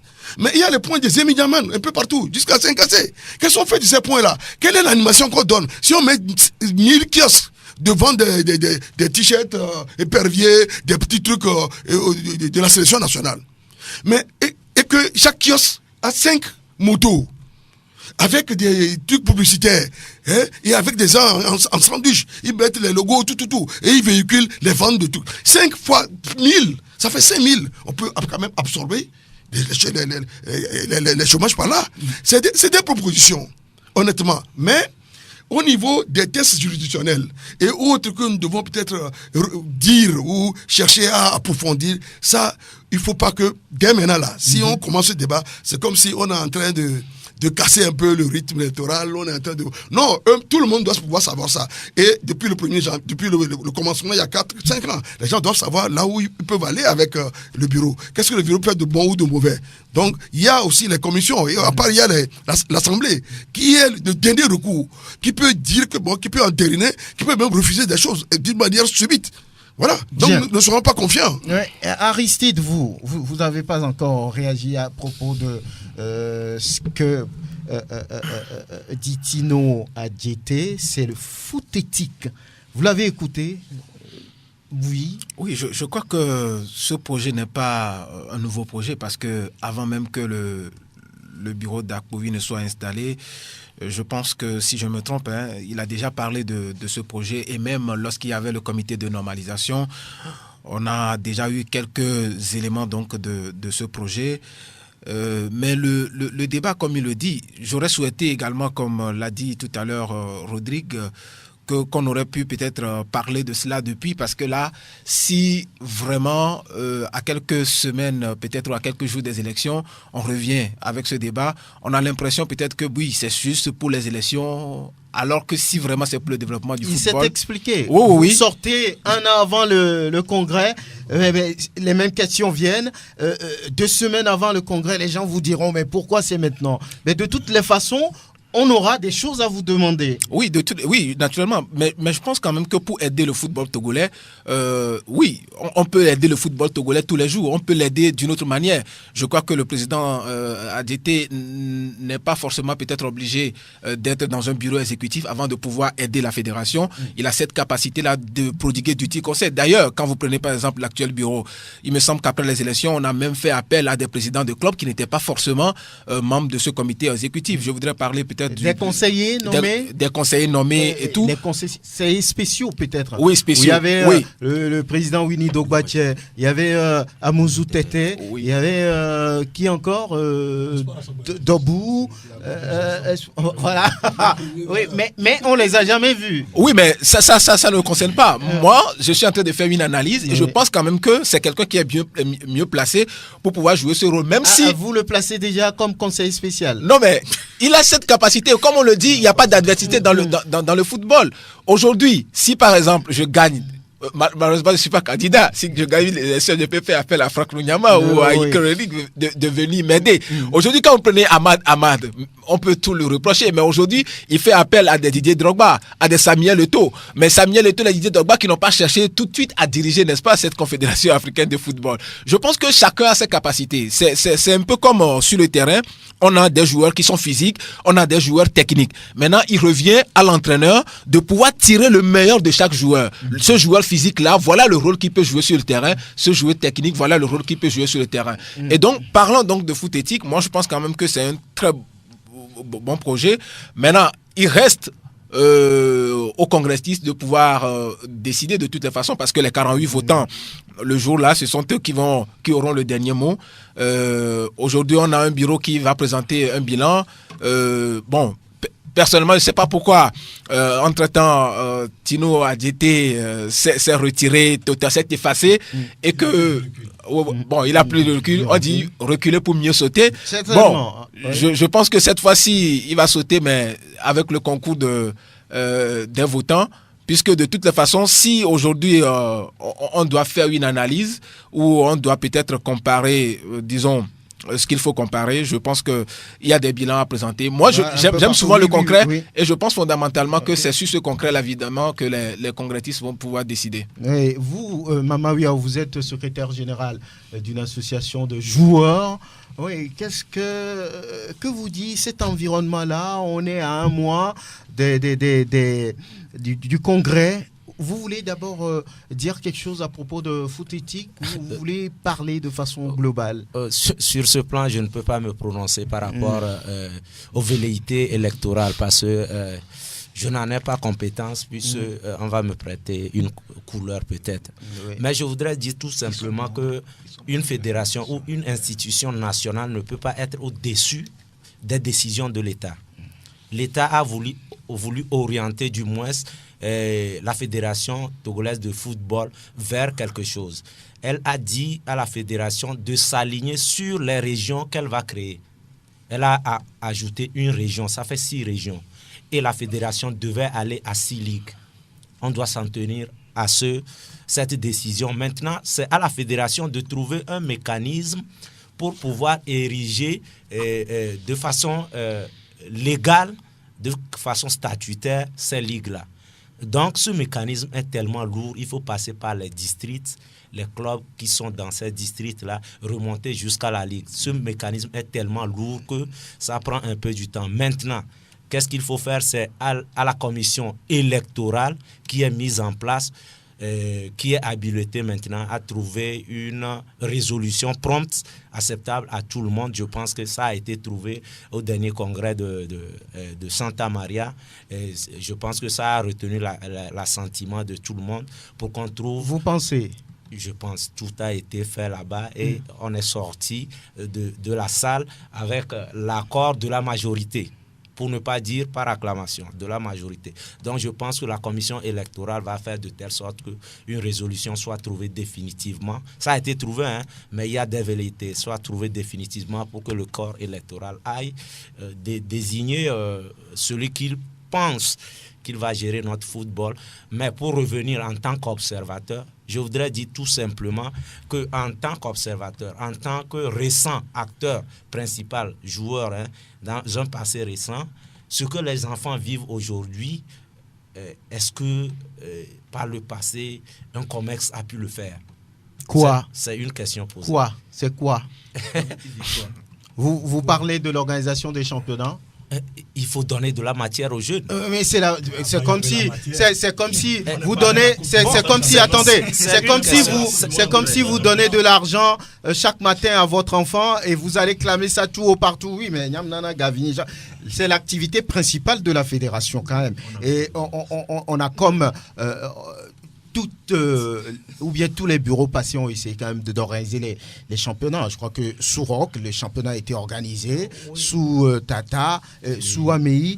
C'est vrai qu'il y a eu des crises, mais ils ont réussi quand même sur les 4 ans à organiser au moins 3 championnats. Si je me trompe. Je ne refuse pas. Voilà. Est-ce que la ferveur qu'il y a autour des événements aujourd'hui sur le plan footballistique, on l'avait vécu par le passé? Ici, si vous permettez. Oui. Bon, si vous permettez. C'est juste une question, non? Bien. Non, moi je crois que nous sommes dans la dynamique de l'apaisement. Il faut quand même dire les choses telles qu'elles sont. Aujourd'hui, si on veut vraiment aller sur le terrain, analyser les choses de fond en comble, il y a beaucoup de choses à redire. Mais moi, je suis d'accord à ce que l'on parle d'une même voix aujourd'hui. C'est laquelle? Celle qui plutôt amène à l'apaisement total dans le football. Et comme M. Tino l'a dit, oui. Je crois que c'est sur ce terrain. Maintenant, penser la chose autrement, pour moi, ce n'est pas ça. Excusez-moi, quand on prend le bureau sortant, il y a des gens, franchement, j'apprécie certaines personnes dans ce bureau qui ont concouru à ce que les choses aillent comme on le veut. Je ne veux pas faire de jaloux et parti pris également. Maintenant, qu'est-ce que nous voulons pour notre football? Si c'est ça que nous avons en tête, je crois qu'on doit ratisser large. Maintenant, si le bureau sortant pense qu'il doit continuer, ce n'est pas le fait de s'aligner sur ce que propose la FIFA qui compte. C'est-à-dire, c'est de voir les réalités en face et se dire que nous avons les moyens humains, les moyens financiers pour pouvoir contribuer à cet essor-là. Si c'est ça, moi je suis d'accord que l'on puisse penser qu'on peut rester pérenniser les actions. Voilà. On va juste marquer une pause et revenir le temps d'installer le président de la commission électorale, Atou Darus. Merci de faire confiance à la référence sportive. Samedi Sport sur Sport FM se poursuit. Nous l'avons annoncé, il est en studio. Atou Darus, ancien arbitre international, il continue d'une manière de jouer le rôle d'arbitre. Il est le président de la commission électorale. Bonjour, bonne arrivée. Bonjour Franck, bonjour à tous les auditeurs de Sport FM. Je salue mes collègues arbitres, Danero Asinkassé. Bonjour à tous. Quel est le rôle de la commission que vous dirigez? La commission électorale a un rôle assez fondamental, superviser et organiser l'intégralité du processus électoral, tel que les statuts de la FTF l'ont dit, et précisé dans le code électoral. Donc le processus électoral est à notre entière responsabilité. Vous avez déjà lancé les jeux à votre niveau? Oui. Ça part de quand? Ça s'arrête à quel jour? Je crois que le 10 dernier, nous avons sorti un communiqué. 10 décembre. Oui, le 10 décembre écoulé, pour lancer le processus.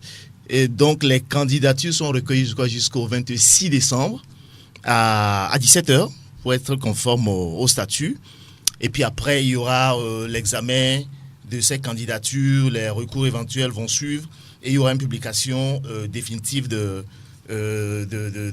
candidatures. Bien entendu, les listes en termes de ce que les statuts de l'FTF disposent. Alors aujourd'hui, on connaît un peu ce cadre-là. Les campagnes vont commencer quand? Pour s'arrêter quand? Est-ce qu'il y a aussi une tranche définie pour ça? Écoute, pour être précis, permets-moi juste de reprendre précisément le chronogramme. Oui. D'accord? Nous avons dit le 26 décembre, date limite de dépôt des candidatures. Okay? Du 27 au 31 décembre, il y aura examen donc des candidatures avec publication de la liste provisoire des candidatures. Et du 2 au 4 janvier, c'est la période des recours, d'accord, à la suite de la publication provisoire. Et le 6 janvier, date limite d'examen des recours. Et le 10 janvier 2020, date de publication de la liste finale. Donc, je crois, à 15 jours du scrutin. Et bien entendu, il me semble que dès lors que les listes définitives sont connues, 2 semaines suffiront pour battre campagne, aller à la conquête de l'électorat. Atou Darus, aujourd'hui, tout se passe bien à votre niveau. C'est tout un groupe qui travaille autour de ce congrès à venir. Tout se passe bien, on dira. D'un groupe, nous sommes une équipe. Et je pense que nous sommes tout à fait renforcés par les arsenaux que les statuts nous donnent. Et croyez-moi, en arrivant tout à l'heure, j'ai suivi un peu l'émission. Sur l'indépendance de cette commission, personne n'a à avoir d'inquiétude. Personne. Parce que pour nous, notre seule limite aujourd'hui, c'est les textes pertinents de la fédération, de la CAF, de la FIFA. Et c'est tout. Rien d'autre. Donc sur l'indépendance, il n'y a pas de problème. On travaille en équipe, on se connaît très bien depuis quelques jours et tout se passe très bien. Vous rejetterez toute pression d'où qu'elle vienne? Pour le moment, je n'en reçois pas. Et pour ceux qui me connaissent, quand j'ai été arbitre, ils savent que je ne cède pas aux pressions. Et puis, c'est ça, nous sommes indépendants. Je suis avocat de profession et tout avocat vous dira qu'il est très jaloux de son indépendance. Voilà. Alors, quand on parle aujourd'hui du corps électoral à votre niveau, c'est quoi? Qu'est-ce que ça dégage? Bon, à vrai dire, Franck, je suis venu à cette émission en réalité pour préciser le contour du chronogramme. D'accord? Dans les jours à venir, la commission se réunit déjà dès lundi pour examiner un certain nombre de questions pertinentes. Hein, ce qui nous permettra de voir des choses concrètes qu'il faut faire. Donc, je ne pense pas que cette émission soit la bonne occasion pour le... Ce qui veut dire qu'il y a encore des choses à régler. Non, bien forcément. Entendu. Bien entendu. Bien entendu. Donc, mais dans le respect strict des statuts. J'insiste là-dessus. Hein. Voilà. Président Atoudarus, vous voyez bien cet environnement-là jusqu'au 25 janvier. Tout est calme, tout est rassurant. Il n'y aura pas... Vous dirigez, on peut le dire, ce congrès-là. Selon vous, ça donne quoi devant? Je suis personnellement quelqu'un de très positif, très optimiste. Et pour l'instant, je crois que tout est calme. Il n'y a pas de raison que ce calme-là ne perdure pas dès lors que les choses sont faites dans le respect des règles et que les acteurs eux-mêmes s'engagent à respecter, à être disciplinés. La discipline, c'est très important. Et je suis content qu'il y a quand même les autres commissions juridictionnelles qui peuvent faire leur rôle dès lors qu'il y a un petit dérapage et autres. Donc moi, je n'ai pas de soucis particulièrement. Voilà. Il y a eu un séminaire sur le code électoral. Vous y étiez, non? Oui. Oui. Disons que c'était une idée qui relevait d'un plan d'action que nous avons à l'interne. Et on était heureux que le secrétaire général, qui est aujourd'hui notre interlocuteur direct dans l'organisation de ce processus électoral, ait pu penser à cela. Donc l'idée, c'est de s'approprier le cadre électoral, d'accord, rappeler les textes pertinents qui régissent ce processus électoral et voir dans quelle mesure nous pourrions avoir les mêmes compréhensions. Les mêmes compréhensions, ça ne veut pas dire qu'il n'y a pas peut-être des débats divergents, mais nous sommes en commission. Je crois que la commission est bien organisée. Les décisions se prendront par consensus, mais à défaut, on va utiliser la démocratie. Voilà, Tino Adjete, vous avez écouté le président de la commission. C'est vrai que maintenant, pour le moment, vous n'êtes pas candidat, hein, mais à l'entendre parler, qu'est-ce que ça vous signifie déjà? Je le connais très bien, c'est un ami. Il a toujours été fidèle devant ses œuvres. C'est quelqu'un qui est très respecté, honnêtement. Et là, tout à l'heure, il est rassurant. J'avoue que on est juste à combien de jours des élections? Un mois, il faut le dire. C'est dommage que le corps électoral n'est pas tellement défini. Par le dernier congrès dont on faisait allusion à Santa Maria. Depuis là-bas, avant un an au moins, il faut que juridiquement nous devons savoir que tel. Mais attention, comme il le dit, il est le patron d'une cellule. Et nous allons voir comment il va essayer de gérer cette situation. Oui.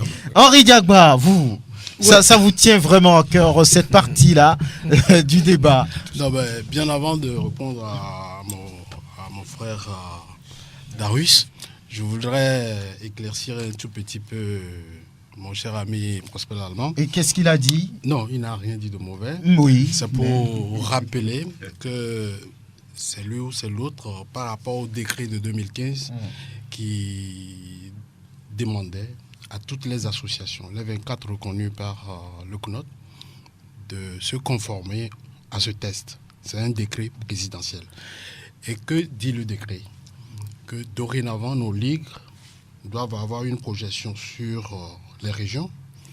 Les préfectures auront une projection sur les districts et les communes auront une projection sur les sous-districts.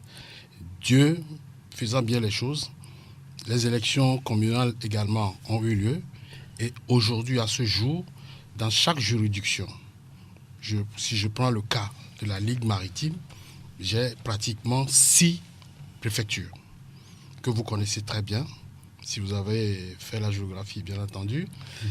La géographie moderne. Bien entendu. Et les communes étant fait, les résultats ont été connus, nous connaissons déjà nos maires, donc les sous-districts également feront corps à partir de là. Alors, schématiquement, qu'est-ce qui va se passer? D'abord, lorsque les districts seront installés, ils vont installer les sous-districts Et à partir de là, c'est la Ligue qui viendra, on mettra en place la Ligue. C'est pour revenir à dire quelque chose que le président Tino a dit tout à l'heure. Il a bien parlé des ressources. Mais n'oublions pas que nous sommes dans un régime amateur. Tout ce qu'il vient de dire, si demain, l'État décide de transformer notre football en régime amateur, en régime professionnel, je pense que c'est bien. Mais par contre, amateur, là, est-ce que ce n'est pas un faux fuyant? Parce que non, statutairement. Dans un régime amateur, ce qu'on fait par exemple pour les clubs de D1 par exemple, les joueurs sont payés. S'il vous plaît, s'il vous plaît. Vous savez ça? S'il vous plaît. Oui. Dans tous les pays d'Afrique où le football n'est pas régi par des tests professionnels, si vous êtes en régime amateur, on passe au-delà et c'est des faits. Aujourd'hui, il y a une grande réforme que l'État même va refaire. Posez-vous la question, dans les pays les plus huppés, pourquoi les clubs s'identifient par rapport à leur ville? Olympique de Marseille, Paris Saint-Germain, Nice, Bordeaux, Saint-Étienne. Et là, lorsque ces clubs s'identifient par la ville, il revient maintenant au maire de cette ville d'appuyer le football dans leur juridiction. Chose que nous ne connaissons pas. Ici, en régime amateur, c'est un mécène qui prend lui seul. Il a fait l'expérience avec la Semeuse. Il sait comment diriger ce club. Personne ne vient. Zéphyr aussi. Hein. Zéphyr, voilà. C'est pour vous dire quelque part que les réformes ne vont pas s'arrêter uniquement par rapport à ce que nous sommes en train de faire. L'État, un jour, reviendra dire « Ok, assez pour des clubs... Je veux des clubs identitaires par rapport à mes villes. » Et là, on rentre dans un schéma professionnel. Et dans ce schéma professionnel, on va instruire maintenant les maires, dans leur chapitre du sport, de mettre quand même de l'argent. Tout ce qu'ils collectent dans leur juridiction, une partie ira dans le fonctionnement. Okay, donc, c'est un chantier très vaste. Ça, c'est un chantier très vaste. C'est là où réagir aussi pour monsieur Atudarus, honnêtement, je veux vous dire que lors de l'élection de ces commissions juridictionnelles, j'ai été vraiment très content de le voir perché là. Parce que c'est un homme qui est réglo. Il ne vient pas vous dire des choses et puis faire le contraire. C'est un professionnel. Je ne vois pas en matière juridique ce qui peut aujourd'hui l'orienter à faire autre chose. Mais il a dit quelque chose qui est très important que vous devez souligner. Il y a d'autres commissions qui sont là pour l'aider. Je parle des dérapages. Avant, il n'y avait pas ça. Et tout le monde se permettait de faire tout ce qu'il veut. Les commissions qui sont là pour les aider vont s'auto-saisir s'il y a dérapage. C'est ça, nous voulons la démocratie, c'est ça les règles. On va dire, bon, on a interpellé telle personne parce qu'il a dit ceci sur telle antenne, qui n'est pas conforme, ainsi de suite. C'est ça. Ça peut être moi, ça peut être Tino, ça peut être vous, ça peut être... On vous interpelle pour dire, bon, vous avez dit telle chose, avez-vous des preuves? C'est comme ça. Bon, donc, sans mentir, Oui. Moi personnellement, c'est une commission indépendante. Ils feront leur boulot entièrement. Ils ont un chronogramme. Ils feront leur sortie. À partir du moment où, il vient de le dire, il y a un interlocuteur de la fédération, et ils feront un travail de groupe. Voilà. Et là, on va faire encore quelque chose. Non. On va faire la conclusion avec Foot Éthique avant de donner la parole aux auditeurs. Ils attendent déjà là-bas. Alors, vous voulez conclure, Tino Adjeté, par rapport Je voulais revenir un peu dans cette classique-là, quand la fédération cède un peu ou accompagne, par exemple, quand je prends le championnat paramilitaire, quand je prends le championnat de cette banque et assurance. Et c'est aussi des opportunités qu'il faut quand même saisir. On leur alloue d'assistance, les arbitres, commissaires au match, pour qu'ils puissent bien s'organiser. Mais cet immobilisme-là se répète toutes les années. Et quand vous voyez ce championnat, en face c'est vide, il n'y a pas de public. Qu'est-ce qu'il faut faire? C'est dans ces contextes-là que je dis que ça aussi, ça peut être fait autrement. Voyez-vous, les banques, les institutions d'assurance et autres, là, qui sont pourvoyeurs d'argent, ils sollicitent la fédération et elles se retournent et c'est fini.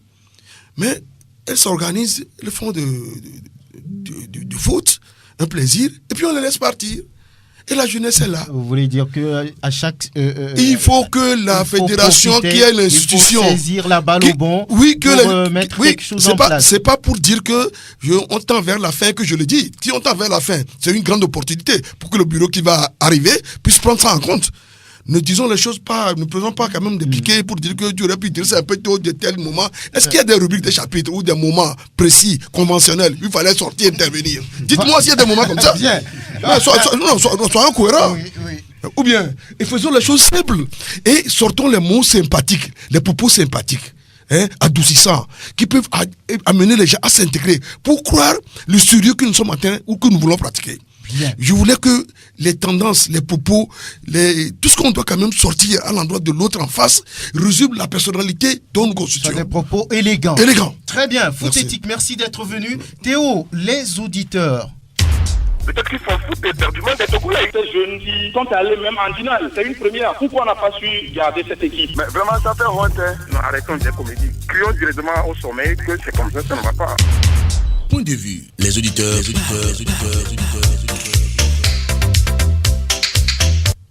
Voilà, les auditeurs. Il y a quelqu'un, Théo? Allô? Je suis toujours en ligne. Oui, bonjour, Coro. Je vais bien chez vous. Oui, ça va. D'accord. C'est vrai, c'est pas le débat, mais c'est pour inviter les amis, les uns les autres, demain à 8h, rendez-vous à Tigangomé. Oui, vous jouez. Vous jouez un match, c'est ça, les auditeurs de Sport FM. Oui, on joue un match demain à 8h à Tigangomé. À Tigangomé, pas très loin de la radio, c'est ça? Oui, oui. Oui, entre vous, comment ça va se passer? On joue les anciens contre les nouveaux. Ah oui. Les anciens auditeurs contre les nouveaux auditeurs. Et Coro, lui, fait partie de quelle équipe, ancienne ou nouvelle équipe? Je suis les deux côtés, mon frère. Ah bon? Quand on parle de président Kama, M. Apozo, M. Soa, ils sont beaucoup. Très bien. Donc, demain, le rendez-vous est pris à Tigangomé pour le match des auditeurs de Sport FM, c'est ça? À 8h00 et le 3e mi-temps, le capitaine, c'est M. Franck. Ah ouais. Ah bon? Oui, le capitaine, c'est vous, le capitaine, M. Franck, qui est à 8h. De la 3e mi-temps. Oui. Très bien. Voilà, moi, je ne veux pas jeter quelque chose et après remettre là-dedans. Hein. Non, il n'y a pas de souci. Tout le monde est invité. Ok, c'est bien noté. Allez, à demain à Tigangomé pour ce match-là entre les fidèles auditeurs de Sport FM. Allô? Oui, allô? Bonjour. Je dis bonjour, Franck. Oui, Géraldson. Ouais, grand frère. Oui, on y va. Je salue sur le plateau là-bas. Merci. Je vous remercie pour tout ce que vous faites pour le foot togolais. Ça va changer, ça va pas changer. Vous parlez toujours. Je pense que vous voulez de bonne manière de bien vouloir changer le foot national. C'est tout ce que vous voulez. Pour moi, aujourd'hui, on parle d'élection à la Fédération togolaise de football. C'est une bonne chose.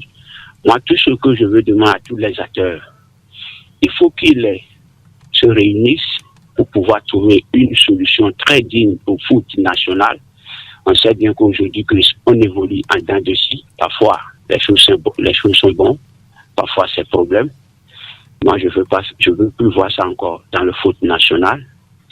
Et pour moi, aujourd'hui, où se trouve notre sélectionneur des EPG, ça aussi, c'est un problème pour la nation. Donc, si le 25 janvier peut nous donner la joie, encore une fois, comme l'a été en 2006, il faut que celui qui sera sélectionné ou bien celui qui sera élu ce jour-là connaisse le foot ou bien il n'est qu'à être prêt pour bien servir le foot, pour ne pas être servi par le foot. Lui sera là pour servir le foot. Voilà. Donc, merci beaucoup. Merci à vous. À très bientôt. Excellent week-end. Allô? Allô? Non, personne. Voilà, vous avez l'occasion donc de composer. Allô? Allô? Allô, bonjour. Oui, bonjour. Salut tous les plateaux. Oui, tout va bien. Ok, c'est Riquelme d'Arcana. Très bien, on vous écoute. Voilà, moi j'ai deux petites inquiétudes. Et en ce qui concerne les votes de la fédération, Donc, je crierai à ce que si désormais on dégage un président de la fédération, il puisse nous dégager, comment appelle-t-on, l'entraîneur des éperviers, M. Claude Leroy.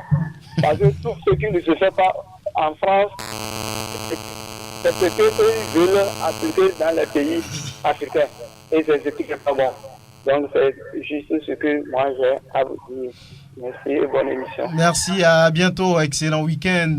92 03 60 31 97 24 26 26. Allô? Quelqu'un derrière? Personne pour le moment. Ça vient. Allô? Oui, allô? Oui, bonjour. Bonjour, Franck Mingamam. Bonjour à tout le plateau. Oui, One Love le Barcelonais. Ouais, Léonard Messi. Tout va bien? Ouais, demain je vais faire triplé. Hein. Ah bon? Ouais, si ça ne va pas avec Gomido, mais bon, attends, ça va aller. Ça ne va pas? Vous avez démissionné déjà? Non, pas encore. Demain, je suis toujours là. Demain, c'est Asco, hein? Est-ce que ça peut le faire? Ah, ouais, il faut demander Koubadia à côté là-bas. Ah bon? Avant, vous disiez oui, c'est 3-0 et Zoualabi. Maintenant, il faut demander à Koubadia. Ouais, comme il vient de le dire, que demain, il va remporter les 3 points à Cara. Donc, que le vœu là soit fait. Ouais. Ok. Et nous aussi, Gomido Zobi bien derrière lui. Bien. Pour bien travailler. Ouais, donc, on le remercie d'être derrière nous, hein, de venir aussi et de nous donner de bons résultats, hein, parce que depuis là, on est soif. Hein, bien. Oui, on est soif. Gomido est soif depuis là. Très bien. Mais moi-même, je ne comprends pas ce qui se passe, même, joueur ou bien entraîneur, je ne sais pas, mais bon, il n'a qu'à faire de son mieux. Bien. Ouais, il ne faut pas dire que... Il y a le football togolais, moi je ne comprends pas. Il y a certains qui disent, les présidents autres, ils appellent, je veux que cela joue. Non, ça ne se fait pas comme ça. Bien, on a compris, il y a quelqu'un derrière vous. Bon, allez, à bientôt, à très bientôt. Oui, derrière lui, Théo, c'est bon? Quelqu'un? Oui, allô? Bonjour, monsieur Franck Mignama. Oui, Kadé. Ouais, comment vous allez au studio? Oui, on remercie le très haut. Voilà, on vous remercie toujours tout ce que vous faites pour le football. Oui, et le match de demain, ça sera comment? Ça sera chaud entre les anciens auditeurs et les nouveaux auditeurs. Et vous, c'est dans l'ancien groupe ou dans le nouveau groupe? L'ancien, oh oui. Oui, vous êtes dans la maison, ça fait un peu longtemps. Très bien, donc le rendez-vous est pris pour demain, à 8h, à Tigangomé. À 8h, à Tigangomé. Très bien. Allez. Vous n'aimeriez pas être président du football togolais? Moi? Oui. Bon, je suis bien dans le journalisme. Bon, on verra ça plus tard. Oui. Merci, à bientôt. Allô? Allô? Oui, bonjour. Allô? Bonjour. Oui. Bonjour. Oui, bonjour. Votre nom? Comment ça va? Ah, doyen. Tout va bien? Bonjour à tout le monde là. Oui, bonjour. Surtout à Kino. Oui. Et à Jaguar. Oui, ils sont à l'écoute. Il y a longtemps que je les ai entendus. Tu diras à M. Jaguar qu'il veut me rappeler après. Très bien. Eh bien, bonne émission et bon week-end à tous. Merci, à très bientôt. Voilà, donc c'était le doyen Messa Niamé dont la photo est derrière nous. Voilà, oui, allô? Ok. Allô? Oui, votre nom? Bonjour. Oui, votre nom? C'est Épervier de Kégué. Épervier, vous allez bien? Je vais bien, ça fait un bail. Oui, ça fait longtemps là. Je suis un peu découragé, c'est pour cela que je n'appelle pas. Non, on ne se décourage pas en matière de football, hein. Il faut toujours être debout. Ouais, bon, je prends hâte. Je salue le plateau. Merci. Et je voulais dire à tout le monde là-bas, tout ce qu'ils ont parlé, c'est pour le bien de notre football. Mais les anciens sont restés à côté pour donner les conseils aux nouveaux venus. C'est ce que je voulais ajouter dedans. Et on n'a qu'à dire à notre président de la fédération de faire tout possible pour aller nous changer. Claude Leroy, c'est ce qu'on nous cherche. Bye bye. Merci, épervier de Kégué, à bientôt. Merci, grand merci à Tino Adiété qui porte le projet Foot Éthique. Il a été membre du comité exécutif de la Fédération togolaise de football. Il a partagé tout ce moment avec nous. Henri Diagba qui vient de la Fédération togolaise de football, qui est le vice-président de la commission football de jeunes. Nous avons eu également le président de la commission électorale indépendante du congrès à venir, Atou Darus, que vous connaissez, ancien arbitre international. On va l'avoir peut-être d'ici la semaine prochaine pour plus de précisions, ou bien dans quelques jours. Merci à Moudib Falana, le DP du journal Mérite Sportif, Prosper Agboklou, Iko Rodrigue, Aristide Kouevidi Afrique Info, Kader Ibrahim. Merci à Elom Adovan pour la vidéo de cette émission que vous pouvez retrouver sur le www.radiosportfmtg.com. Théo Ajavon, Jean-Pierre et tous les autres. À bientôt.